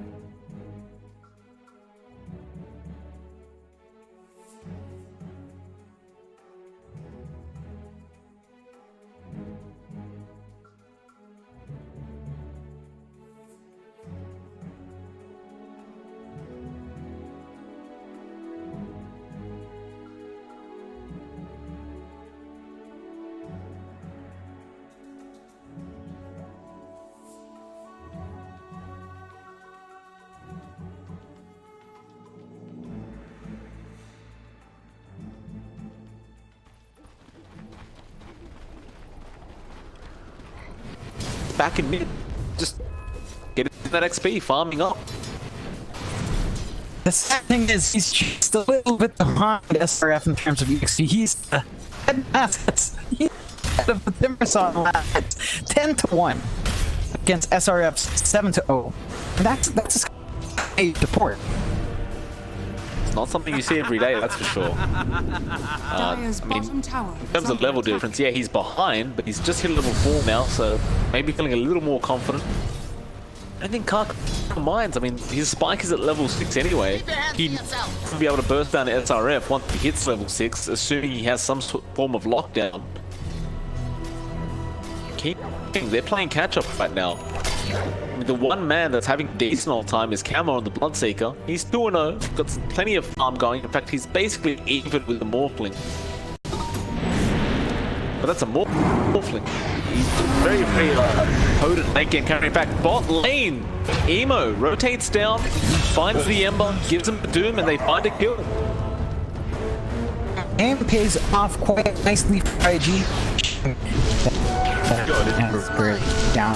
I ignored it again.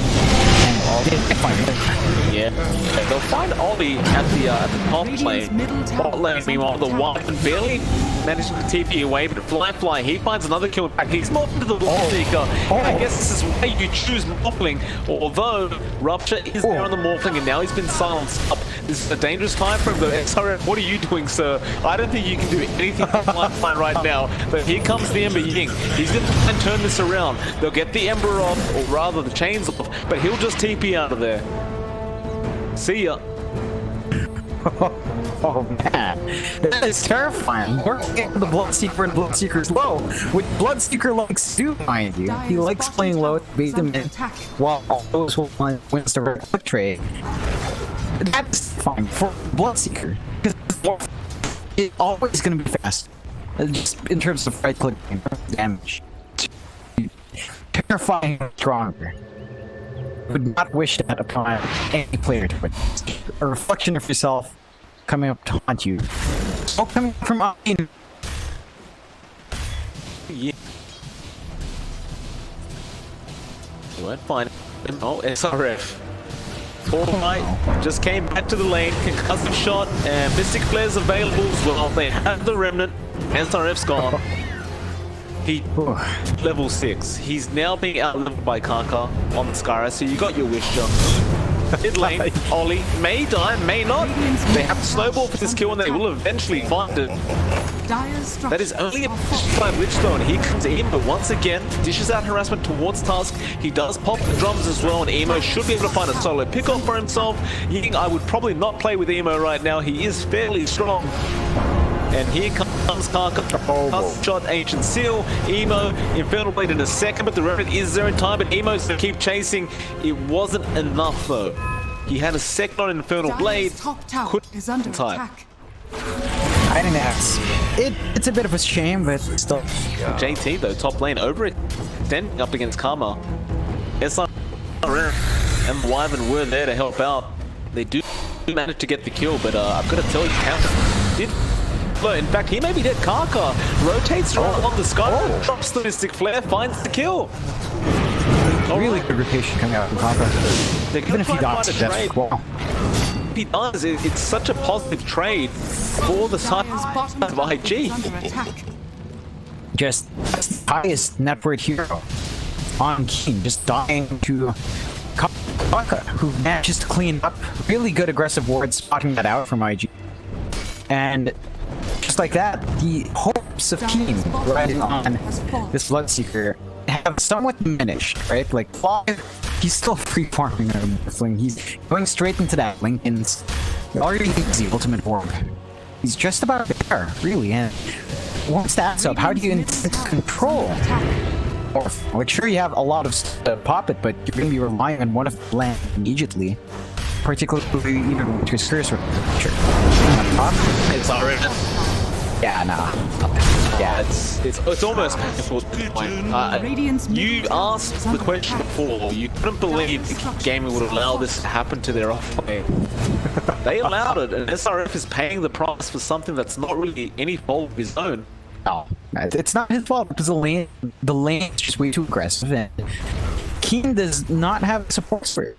Sure, Winter Wyvern's great, but you're partnered with a Tusk, that's potent. It doesn't feel like they really pumped out that early aggression with early snowballs and early shards and tag teams. They might. He jumping in, the Wyvern Mystic Flare, they blow him up again. SRF gonna jump in as well to try and up. There's the Walrus Punch. Do they have the damage output though? Kama is there with the Rupture now, and that should do it. JT is still trying to juke them out. He might even turn around here, but the Rupture just lasts way too long. Kama finds himself another double kill on the Bloodseeker. Was going straight after Ollie first, getting rid of the Lich, and then going back for JT. And again, I guess Cam is the saving grace for King Gaming. He's just gonna make work happen. Radiant's top tower is under attack. It hangs on him to find this momentum for Keen, to find a way back in. Got a 6-8 deficit, 15 minutes in, 9-8. IG favor. Lost a few more towers. Ooh, yes, SRF.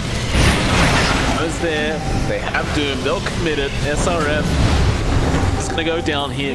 Meanwhile, the Tusk being chased down by Firefly, who has morphed into the Bloodseeker again, so pretty first for him. And it looks like this Tusk tries to get away, but Emo will get it with the Scorched Earth. Now a double for Emo, so, I mean, just mid lane is trading. It really is, and overall, I'd say, even though he was tied to this massive cooldown, he's worth way more gold right now compared to Kama. They take it up top as well. And it's just rough. Like, the Shadow Blade on Emo allows him to just run around and kill anyone. Like, you will have to invest in a lot more sentries to keep yourself safe here. He's pretty high up in level as well. Level 10 on Doom.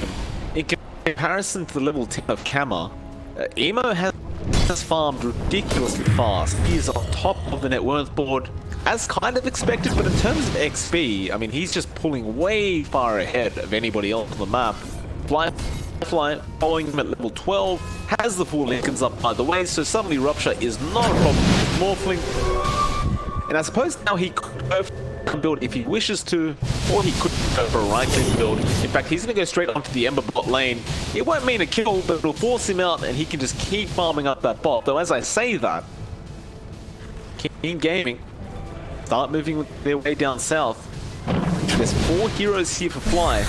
SRF will start with the Dark Grip. There's a strength for Firefly. He's going to get out of there. Rupture's there already. They broke the link to T waves forms. It's a number now. The TPs are coming in. Firefly's standing there waiting for his teammates to help him. They're not fast enough. The Chain Frost though. Ollie, he throws it out. It doesn't bounce perfectly. And that will be 2 kills going to the way of King Gaming. Take a T1 out of their trouble. Really good kills from Keen, just cleaning up and working. He has been left to farm alone for a very long time. Just finally getting that punishment out. Playing out to run down would be a nice gold injection as well.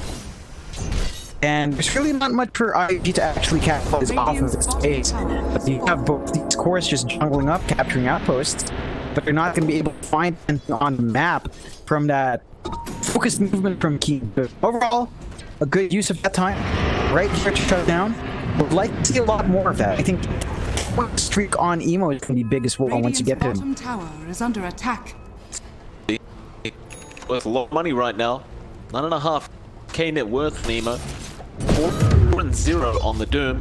Has Doom available, by the way, so expect him to try and look for a kill now. In fact, he makes a call. The Wild is not really the kill he'd want. He's near the tier 2 anyway, so he may not even bother, but JT would happily take it. The Wyvern is playing very safe though. He won't go anywhere near that Void Spirit. Rightfully so. You can see King Gaming starting to group up around that top side jungle side though. Count up.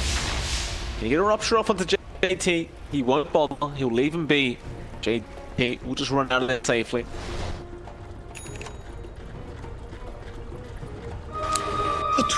I like to just build up from Kaka. He has the confidence to go ahead and do up that. So it's going to give a lot more potency to this Snowball is throwing a JP, although it's kind of put Tusk out of position.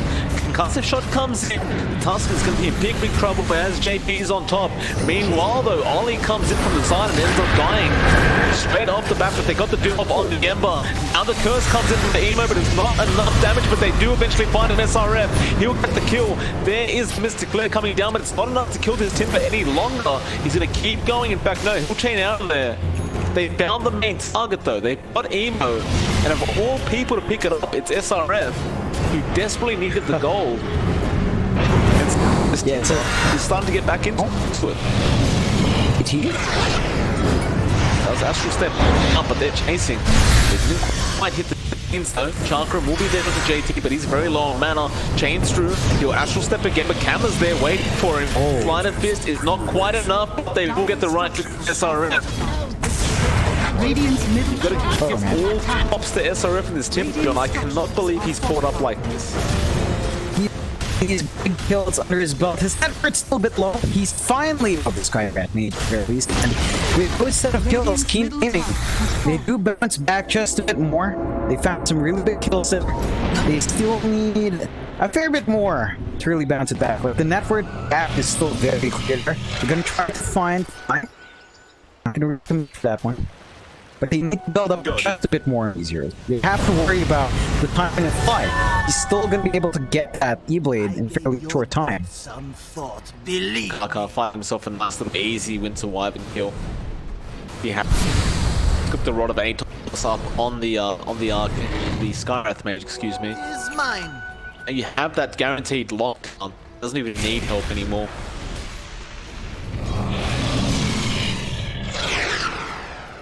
Speaking of, your Fly morphs into the Bloodseeker and commit Blood Rage on the enemy, and then use Mystic Flare.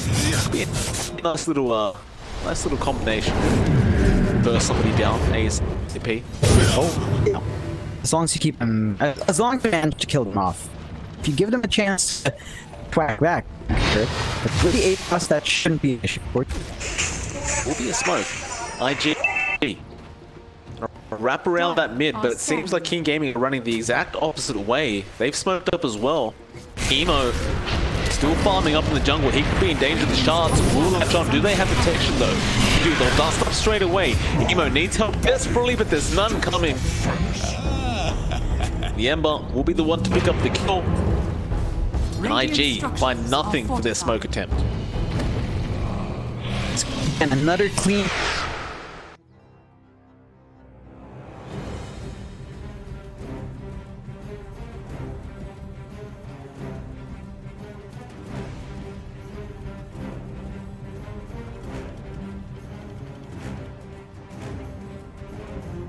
Team Liquid's turn to ban. Dire team. Yep, there it is, Strom. It's just a typical opener for the side of Liquid. If any team is going to first phase, the Oracle is going to be this team. Insanely absolutely loves this here. And getting these two together as a volatile combo. NIGMA, however, they've gone for the Chen and then one of the better counters, right? Where you can actually just, if you're going for this kind of death ball idea, which NIGMA might start to pivot into, then Shaker is one of the heroes you can typically go to shut that down. So Liquid, yes, they do reveal a little bit more about their draft so far, but NIGMA, because they've gone for the Shaker and Chen, they already don't have a Spirit Vessel builder. Not that you necessarily want one when you're thinking about the Oracle that you're against, but this does mean that Liquid could pivot into multiple heroes that actually benefit from the fact that you don't have that counter anymore, right? So you could, if you're Liquid, you could be eyeing up things in this game that, like the Monkey King, the Timbersaw as well. Depends on what NIGMA is going to open up with in the second phase, but I could see a situation at this rate where you see a Timbersaw coming out. Team Liquid's turn to ban.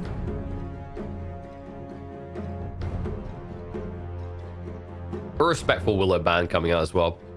StarLadder having already been removed from the pool by NIGMA, they're like, you know what, we had our fun with this, boys. Let's just get the hell away from that. Let's not run the risk of that kind of issue coming up.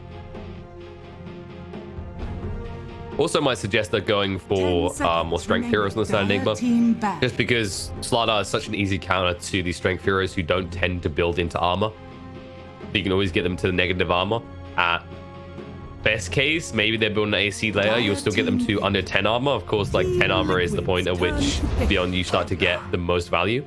And it looks like NIGMA are going to swing out the lanes. They've actually got a lot of early push already with the Pugna now and the Chen as well. They can apply a lot of pressure on the towers. I don't feel like we're necessarily going to see someone on the lines of Beastmaster, as you can get a little bit bullied by the troll. But they might try and get an offlaner which further enables their ability to shove in. 5 seconds remaining. As for Liquid, probably best to get a hero that can actually rotate rapidly out of the mid lane, or something that is actually just going to counter Pugna immediately in the lane, so that you can actually just dominate instead of worrying about rotating to the outer lanes. Because the other thing that makes Pugna such a frustrating hero, just like the DK, the DP, but definitely Pugna to a higher extent because he doesn't have to commit, is the moment you leave your lane, he's going to push for your tower.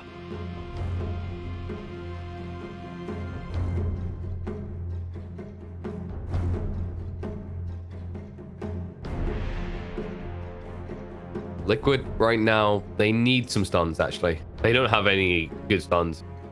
They got roots, great, but if you're looking at 4s right now, you're probably thinking, because that's where you're going. You even go 4, or you could potentially lock in another core. I think it's safer to just take the 4 at this point. Something like a Tiny could be decent actually. Gives you plenty of ways to interrupt the Pugna, can counter or rotate against the Shaker's movements across the map.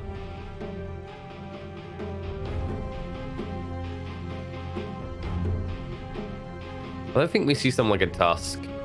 I feel like Tusk is just a little bit too dead in the water right now. Also doesn't alleviate the Chen issue at all, so you don't get any high advantage there.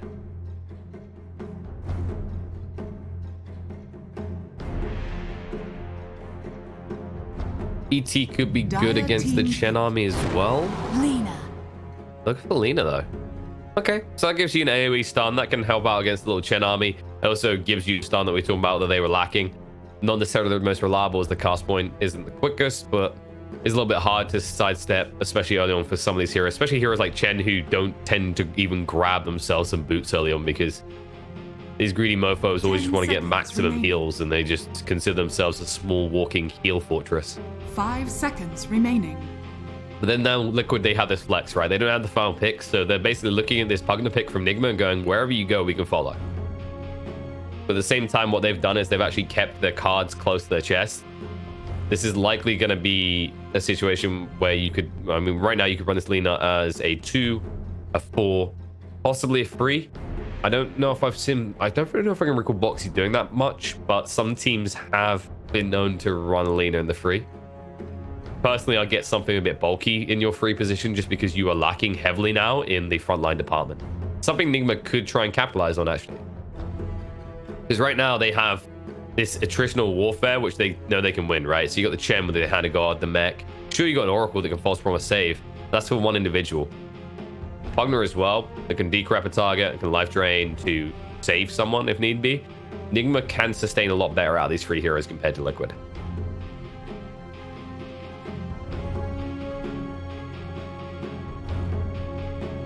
So if you're NIGMA and you see this, you could just get some more stuns.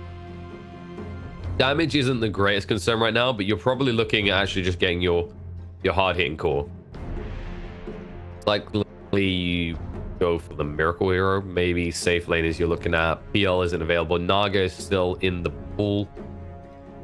Not terrible, although I just think Naga is overall just too slow to play right now. Team Liquid's turn to pick. And they go for the Spectre. Well, I talk about slow heroes to play, and they go for the one that was always considered the hyper late game scenario. Cool. With Spectre, I actually think this is better than Naga. So the thing with Spectre is, while it tends to have a little bit of a rougher time starting the lane, it can be involved sooner, right? With the global presence available through the haunts, you can actually make pickoffs across the map. Also, if Liquid are running this pre-squishy or ready lineup and they're going to keep them into this, it now gives you the ability to control a fight, and there's that timber we were waiting for. It was already looking good because you picked the Chen and the Shaker in the first phase. The Pugna doesn't necessarily like facing off against Timber. It's actually a weird interaction, right? Because if you actually get Pugna plus Timber on the same team, a lot of damage output. But surprisingly enough, Timber, or maybe not surprisingly enough, can just screw over Pugna. Also, you can lane up against the Pugna if need be. So if this ends up being NIGMA running the little eternally dead kid in the mid, just slap the Timber there, and you can see Decrepify won't change that. 10 seconds remaining. I want to see another component from NIGMA that adds to the anarchy. Remaining. Right now, they're going to have a hero that can jump the backline Echo Slime. You're going to have the Haunt that's going to cause carnage for Team Liquid, but Timber already a hero that doesn't care. Right now, I feel like you need something that also connects with what the Spectre is doing and the Shaker is doing on the backline. Or you could also just double down on like a frontliner, something that actually holds to the other side of your pincer attack, right? Like if you're going to make a sandwich, right? And we've been there. We've been hungry in the morning. We've started building this sandwich with like 5 different components, and it's getting pretty heavy on all the meat and the salads and whatever else you got in there. You want to have a strong bun on each side. You don't want to, like, you're not going to go make a sandwich with like a thin slice on the bottom, right? And then double slice on top. I'm just making you all hungry right now. That's my goal here. I don't know who makes sandwiches with double, like, you know, double bread bit, but some people do. Some people like to stick it in the middle. 10 seconds. Which is kind of what the Shaker does in the analogy, I guess. But the Earth Spirit farm pick from Liquid is... 5 seconds. I was wondering about this very early on, whether they would actually pivot towards something like this, because we mentioned that they needed some stuns, someone who can kind of frontline, pseudo frontline to an extent. But I didn't expect them to necessarily go for this. Earth Spirit's still a hero that a lot of people... Ellie. And it should be the 4 Earth Spirit as well, yeah. So it looks like Final Spirit coming out. It's actually going to be Void Spirit for Weeha. Always surprised when this hero actually somehow makes it through to the final phase. And this actually bridges the gap. We mentioned that NIGMA needed something else that can join on the back line and follow Spectre wherever. And you've just chosen one of the most mobile and elusive heroes in Dota right now. NIGMA's draft is looking pretty spicy. And you can actually see, I don't know if they're just talking right now. This should be Pugna in the free. But I'm wondering if the Spectre's going to be a little bit too slow, especially against the Timbersaw. I think that could be NIGMA's downfall. If they could find a way to pivot and advantage in the other 2 lanes, though, they're fine, right? Like, it's always that rule of thumb. You know, if you win 2 lanes out of 3, you're looking great for the game. If you win all 3 lanes, something went wrong for your opponents in the game. So always aim for 2. The question is whether they choose to invest resources heavily into Miracle's lane to make it work, or if they double down on the Pugna and the Void Spirit. I would like to see a situation in which they enable mind control so he can take towers early, which is going to funnel gold into Miracle. As for Liquid's side, Liquid have a kind of more simple here, right? Like, you're taking this Timber who should, for all intents and purposes, match up fine and do very well against the spec. And then you have the rotation power of an Earth Spirit anyway. So that's going to be alleviating this issue of who actually ganks who roams who. Because the Lina can actually move. And we've actually seen this, I think, the Chinese teams have been especially good at this, is running the Lina mid in more recent patches and actually efficiently rotating towards the enemy sides of the map, taking their farm from their camps, as well as actually just attacking those outer lanes. This is the thing, like, Lina as a mid, sure, you can farm waves, but really, as soon as you have level 6, 7, or 8, you should be thinking, who can I rotate on? It's all about killing, and the Miz won't likely die to you. It's very unlikely that once we has 6, he should die to the Lina. Unless coming in. There's our teams. In. NIGMA is currently 1 game up over the side of Liquid. Liquid need to bounce back or they are done, sparse, and out. Only 1 slot for the EU region in this qualifier. As for the laning starts, yeah, Liquid are going to move 3 heroes bot because you have this Earth Spirit. If any hero can pivot and advantage, 3-man style, it's going to be the Earth Spirit, and the Earth Shaker runs into trouble here. It's going to hold the fissure because there's no point throwing out straight away. He wants to split up the fight, but it's too late. They've got what they need to bring him down. The border smash through. Tiger makes sure he yoinks it. They're going to give it to Mike. I don't mind that Earth Spirit's done this. I don't know how I feel about the fact he leveled the border smash to do so. Run the border is just so good, but if you're just going to try and run on the lane, the border smash is obviously better because you'll have the double slow, so he might hang around here to try and kill again. I think they're just going to try and punish Pugna hard, especially now that they know that he's leveled Decrepify. So you don't get punished for stacking hard. It has that never blast.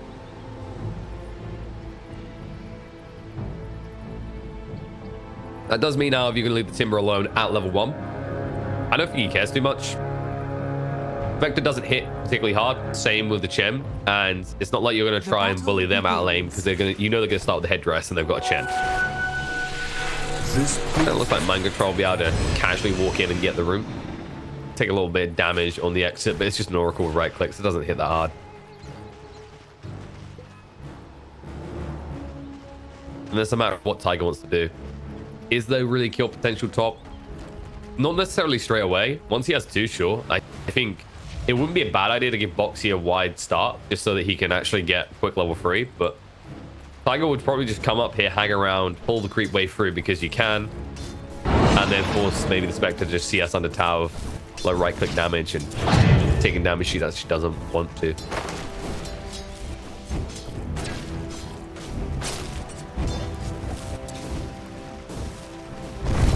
On the bot lane, you'll just see GH hang around here, just trying to harass a little bit, make sure that Mind Control is safe until he's got at least 2 points so he can't be jumped on top of.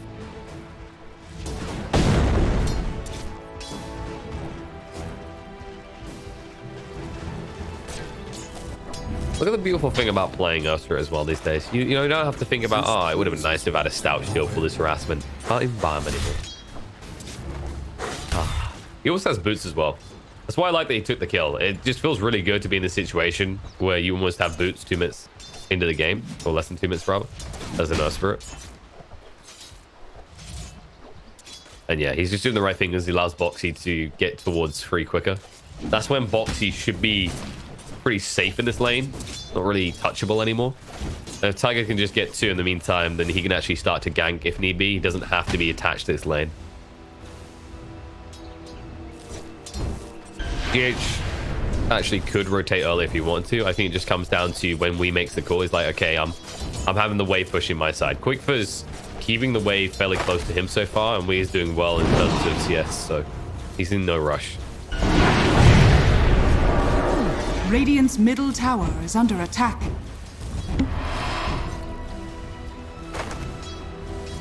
It looks like we already got his ball and got his haste rune. Quickfur's going to try and punish him a little. He was hoping he'd walk up, but he's got all the vision in the world, so he sees everything. We'll be forced to pop that haste, of course. Bot lane. Little trade going on. No kills happening just yet. Pressure will be thrown out into GH, though. He'll be forced to move away. They were just trying to actually make Insanely paid to the maximum, but he's got a salve just like Mind Control. BK, however, doesn't. That might be the definitive factor. That could be the way they can actually try and do something in this lane. GH, has he been too greedy? Never blast. BK is going to stay alive to the very far, and they'll be able to find the kill and move the tree line. Mind Control will still get it with the never blast. Or Willie, Mike, 1 hit needed.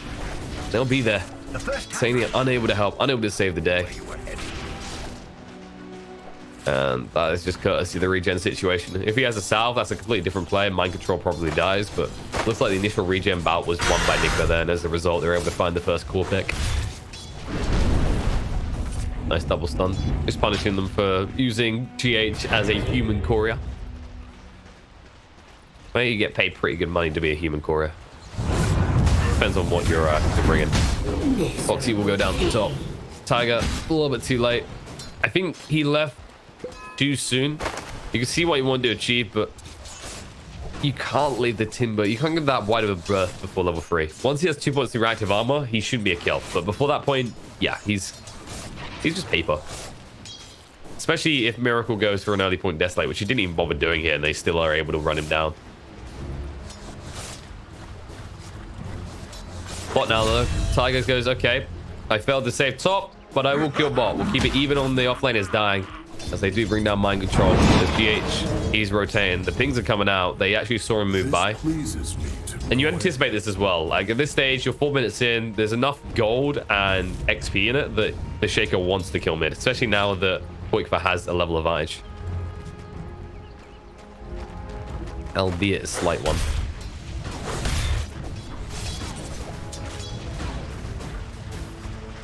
Oh, fighting bot as well. Bot smash connects on the 2. Mind Control able to run away. You never look for the Pugner as the opening kill. He's just too fast. 335 base movement speed, has the infused rain drop as well, and plenty of mangoes to keep spamming out and wasting your time while you're on top. Dire's middle tower is under attack. Radiant structures are Quick fortified. foot. He's gonna pressure him pretty hard. He actually kept him within time with the pulse there, so Quickfoot needs to bottle up quick and be careful. But this should not be a kill for Wii. If he goes on this, it might be a bit greedy. He's going to bottle up now. And there you go. Just going the Mount Arena away. And with the visual rotation from GH, it is a kill. Quickfoot. Light Strike Array won't save the day. We gets the final hit. You could merely hope. Read him like a book. It should have just been a bounty snatch and move away, but GH is quick on the rotation. Is under attack. It's surprising as well, because the pings came out about that previously, and he never went back bot, but it's not necessarily that Quickfoot's misplaying that situation. He has to get the rune. He knows if he doesn't actually get that regen there, he has to go back anyway. Another question is, what can they do top? I mean, Boxy's up to 4. I just don't think you necessarily want to go for this kill. He should have the... Yeah, he's got the point in Timber Chain. They're going to come around now, but actually, he's away and now he just chains. Oh, no, GH! Oh, you champ. He gets it in time, but there's going to be a chain out still. I just don't think that's ever a kill. Even with GH being quick to move across, it's never going to be a kill. At least you keep him off the wave, but that's time Miracle could have just been hit creeps. Shouldn't have been too pressured himself. Boxy will heal up much quicker. All right, they're going to try again. Now with Wii, it's a kill.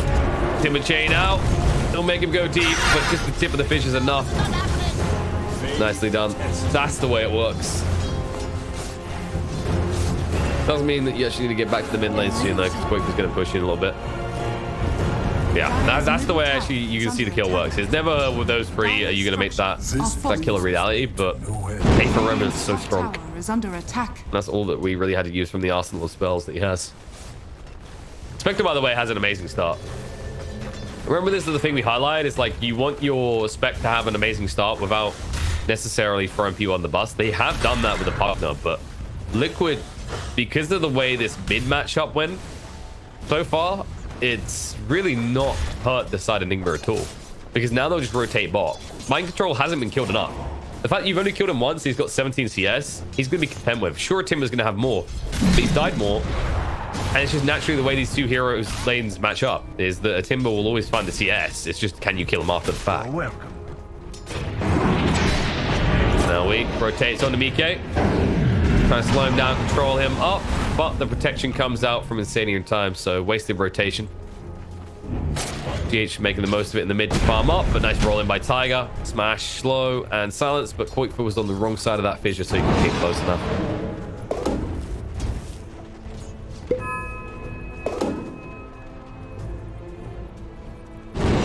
Question is, where will Quickfoot rotate and when? I think he wants to rotate bot, but the problem is, like, the Pugner isn't worth the time. Sounds really mean, but he's still catching up. Radiant the Timber clearly done better than the Pugner. It's just not worth that much as a kill. You're probably better off just pressuring mid, stacking up, farming as much as you can, and getting a little bit of chip damage on the tier 1 mid. But however, he sees value in this lane. However, they see value in a kill into him. And they're chasing through, looking for it now, but the Crevify stops Mike from even having a chance to get the route out. Allows Wii to move away. Good old support Pugner here to save the day.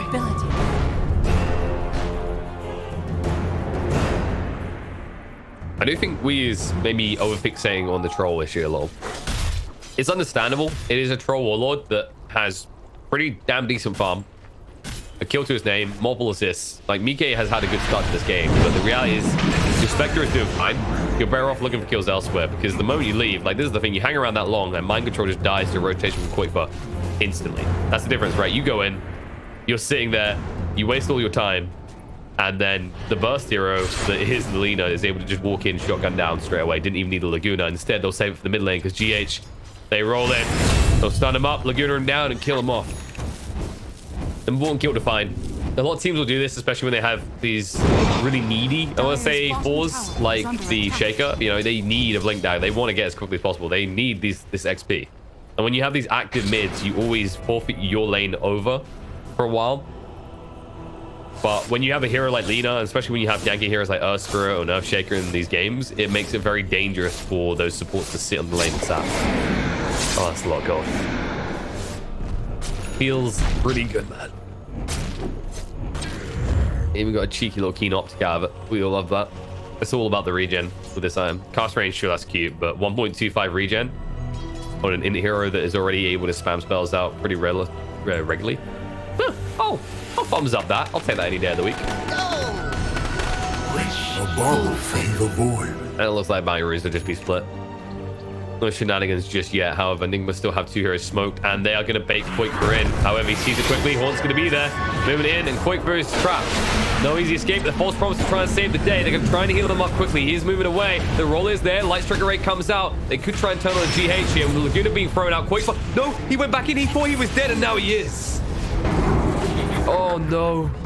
I mean, you couldn't be sure. It looked like you should be dead. There was almost enough damage that we saw at the end of the false promise. You're gambling at that point. And you do not want to take a chance that you're just going to run away and die, so you might as well try and take someone with you. And instead, in the end, NIGMA are the one that take 2 with that first full rotation. Just leveraging what they can do very well. Play away from the Timber. Don't necessarily have to play into the Troll either, who is being pressured, by the way. A one-on-one with a hero that can remove his ability to really dish out damage and also can pressure his tower. You can't leave him there for much longer.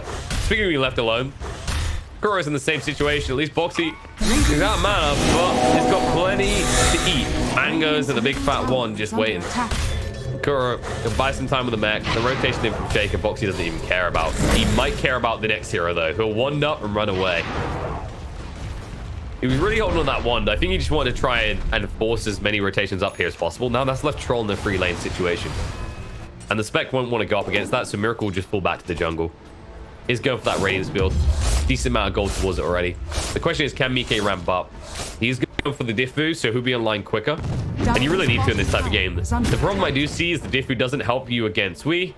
Of course, Mind Control can just decrypt to protect himself, so it's more than Lina to deal with that threat. But then your Lina is already really needed on the Void Spirit to actually stun him up. To follow up on the Tiger. Is under attack. So I think the thing that we're kind of highlighting here is, like, while the spec pick can be green, the Troll will be active much sooner.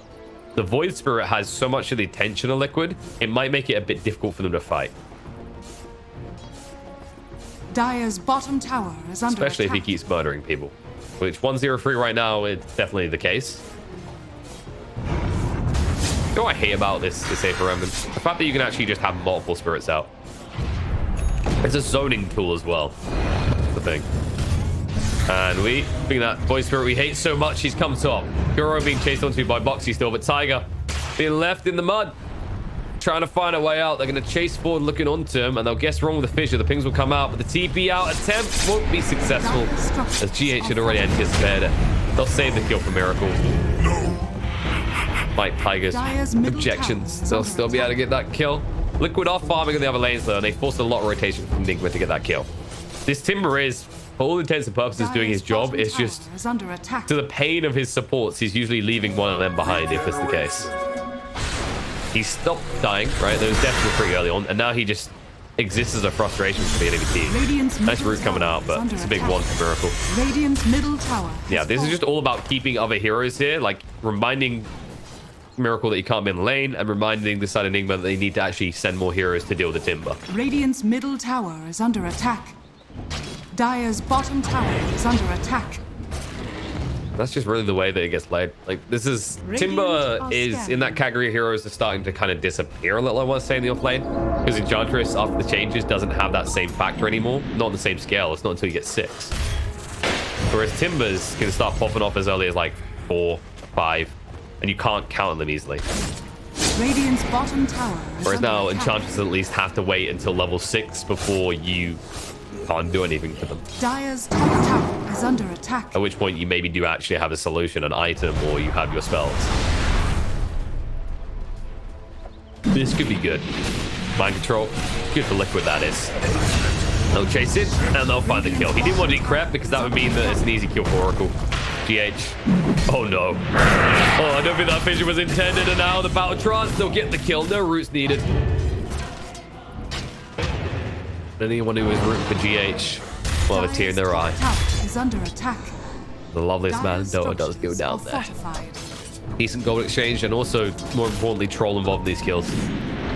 He's now actually at the point where the differ is going to be complete. He's going to be ready to fight, and then when you look on the other side, Miracle is nowhere near this Radiance. He's only halfway through to having it complete. Doesn't even have the relic yet. Mind control is simply here to slow down this push from Boxy. That's the only thing you do, but you don't want to be here as you're now 6. You can actually very easily die.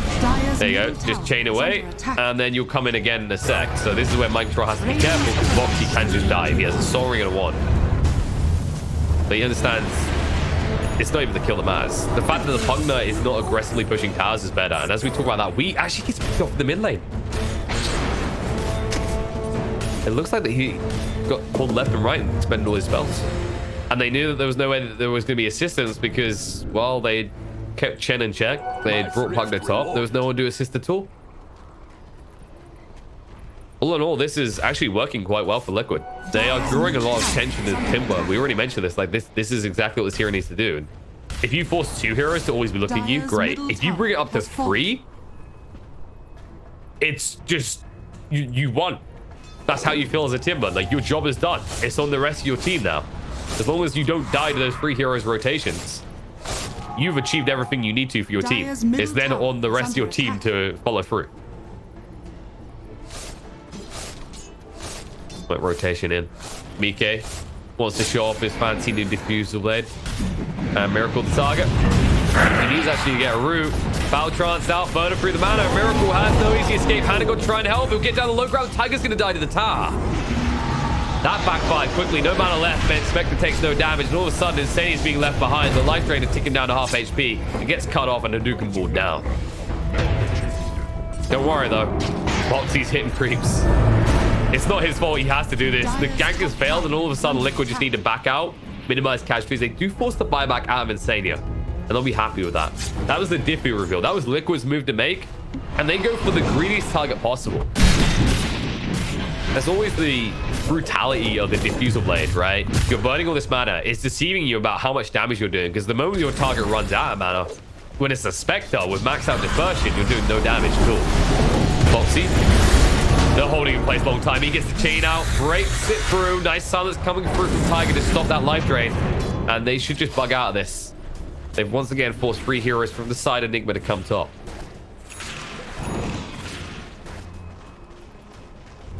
Question is, what can Quakeford do? He's got the Yules now. He needs some sort of power spike. He needs the opportunity to find solo targets. As of course, he is a purveyor of Void Spirit murdering. Now that he has that Yules online, now that he has an Earth Spirit. He always has to be with the Earth Spirit, though. I can't emphasize that enough.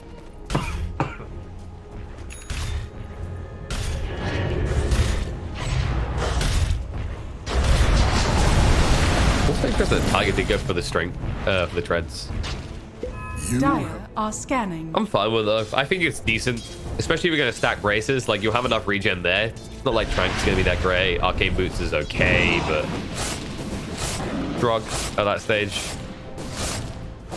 The way these fights are going, like, you're not exactly spamming spells. You're more or less waiting for the saves, or you're going in hard and committing. Early on, especially, the treads are just so nice. The attack speed is really good on this hero, especially once you get to level 10. If you choose that damage talent, likely will take the distance.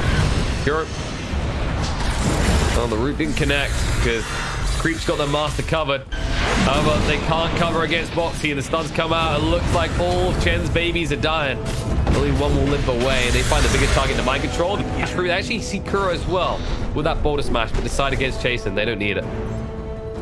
They've done the damage. It comes to Chen. The way you beat this hero is you don't kill him, you kill his little friend. Radiant's bottom tower is under attack. Now number 1. Satyr Tormentor coming around. Are fortified. Dire's top tower is under attack. Good trade going on here. Just a tier 1 top. Dire's top tower. Nigma still don't want to fight. They're going towards that Radiance.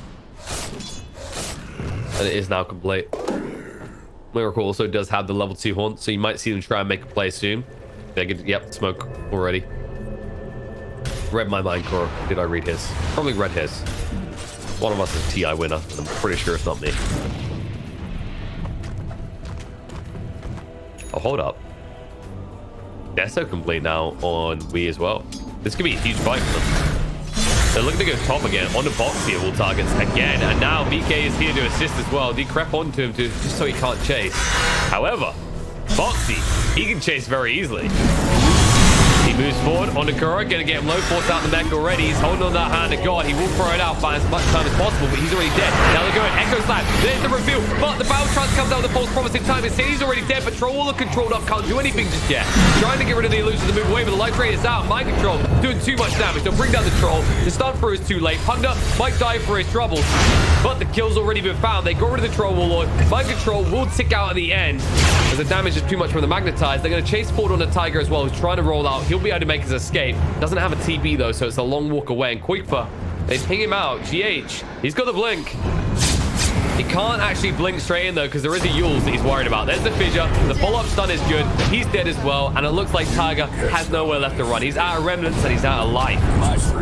As NIGMA, they strike back. It looked like Liquid's move to make. It looked good when they actually were able to get the false promise off, but they stacked the false promise to the Battle Trance, which doesn't give much room for the Troll Warlord to exist in that fight. He just spends the whole mission stunned up and then dealing with illusions. And NIGMA able to capitalize on that with the double item reveal. They knew the Radiance was coming soon. They weren't necessarily sure about the Deso coming out of Wii. That gives more than enough damage for NIGMA to take a convincing victory in that fight. I'd say a critical moment in the game.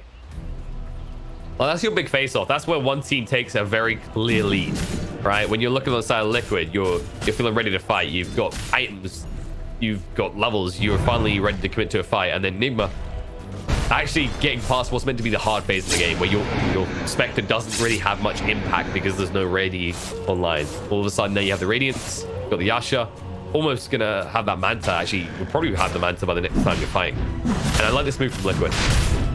They need to make something happen while everything's on cooldown. And this is the only thing they can do on the map. If they try and push him for objectives, they get punished, right? Because it's still a Shaker with Blink. And NIGMA, they're not going to let us go unanswered. They're moving across right now. We will chase in. Control him up a little. Roll through from Tiger. Off the mark. Connect. They throw it by some time. The life drain out. Mike in trouble. They will interrupt Mind Control. The false promise was used pretty early, so Mike wouldn't die. And now Insania is going to be sniped on the back line as we just tapped away at him with that history still running. Mike needs to retreat. Bellini helped to work with Timber, create a lot of space alongside the Earth.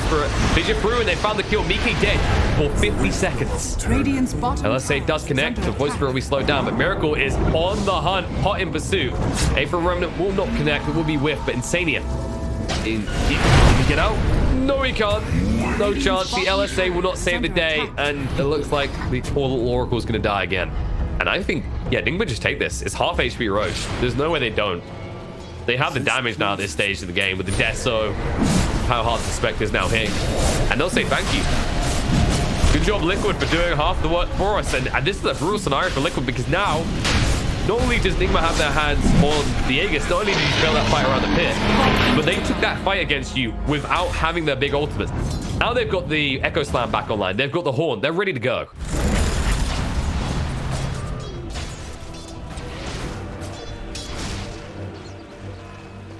Then you've got to answer with something in return for your Liquid. And what is that answer? Look pushing, really. It's the only thing you can do in this game right now. You don't have the gold. You don't have the items to hold off a direct attack by the side of NIGMA, who will attack and say, they find the important target. The Horn's going to come out to see how split they are. And right away, they look to punish. Shaker goes down. Miracle back up towards the back line where BK was trying to inject, and all of a sudden forced to fight with the Battle Trance trying to go in right now. Magnetize causes some pain for NIGMA, not enough for them to be too concerned just yet. Roll through is good, but BK is low on HP. Nice LSA to cover the escape, but there's the move through with the pulse. We able to get the kill and troll down for 50 seconds again. It looked like he might be able to be the bully in this game, but that's no longer the case. Ursprit's going to go down. Quickfoot is going to die as well. It's a triple kill for Wii, and NIGMA are getting out of control. Angry after their defeat yesterday. The lower bracket run is looking pretty sweet as they are looking like they're going to cruise on through at this rate. 7,000 net worth lead. Towers to full soon. NIGMA still have an Aegis to play around. And Liquid nowhere near an item that will give them the sort of impact to take a fight soon. They at least have the benefit of high ground. But he doesn't care about that high ground. He's just going to walk in, try and kill Insania again. He will force out the false promise straight away. which means that there's no way to protect that troll now when he's up, and that means that NIGMA can continue the push. Boxy is just desperately trying to find that relevance right now. Miracle keep poking and prodding because, well, he has an Aegis. Why would he care? And when he walks out, look what he has. He has a Chen who's just healing him up at a ridiculous rate, and Mind Control is there to assist as well. And it looks like they will split up. Picking bounty runes and then tier 2 towers right now if you're side NIGMA. There's no need to break the high ground right now. You've already broken Liquid's bank at this point. Well, I say you've broken the bank. It's more that you've built up such a monopoly on your own that you can just afford to buy out anything you want.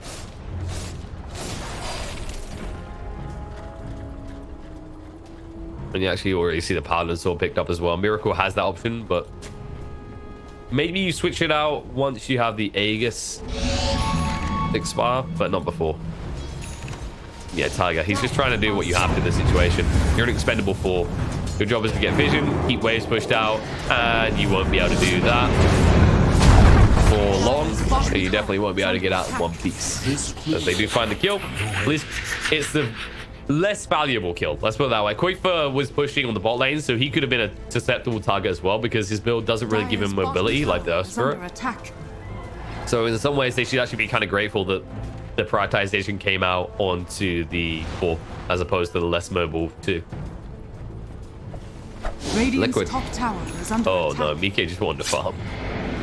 Miracle just wants that core. He doesn't care about anything else. So they have to use a Diffu. Miracle will chase on the Mike. Mike has to get out quick. Down to half HP already. And Miracle might consider going in for Insanium, but with the rotation from Quickfur, they'll stop.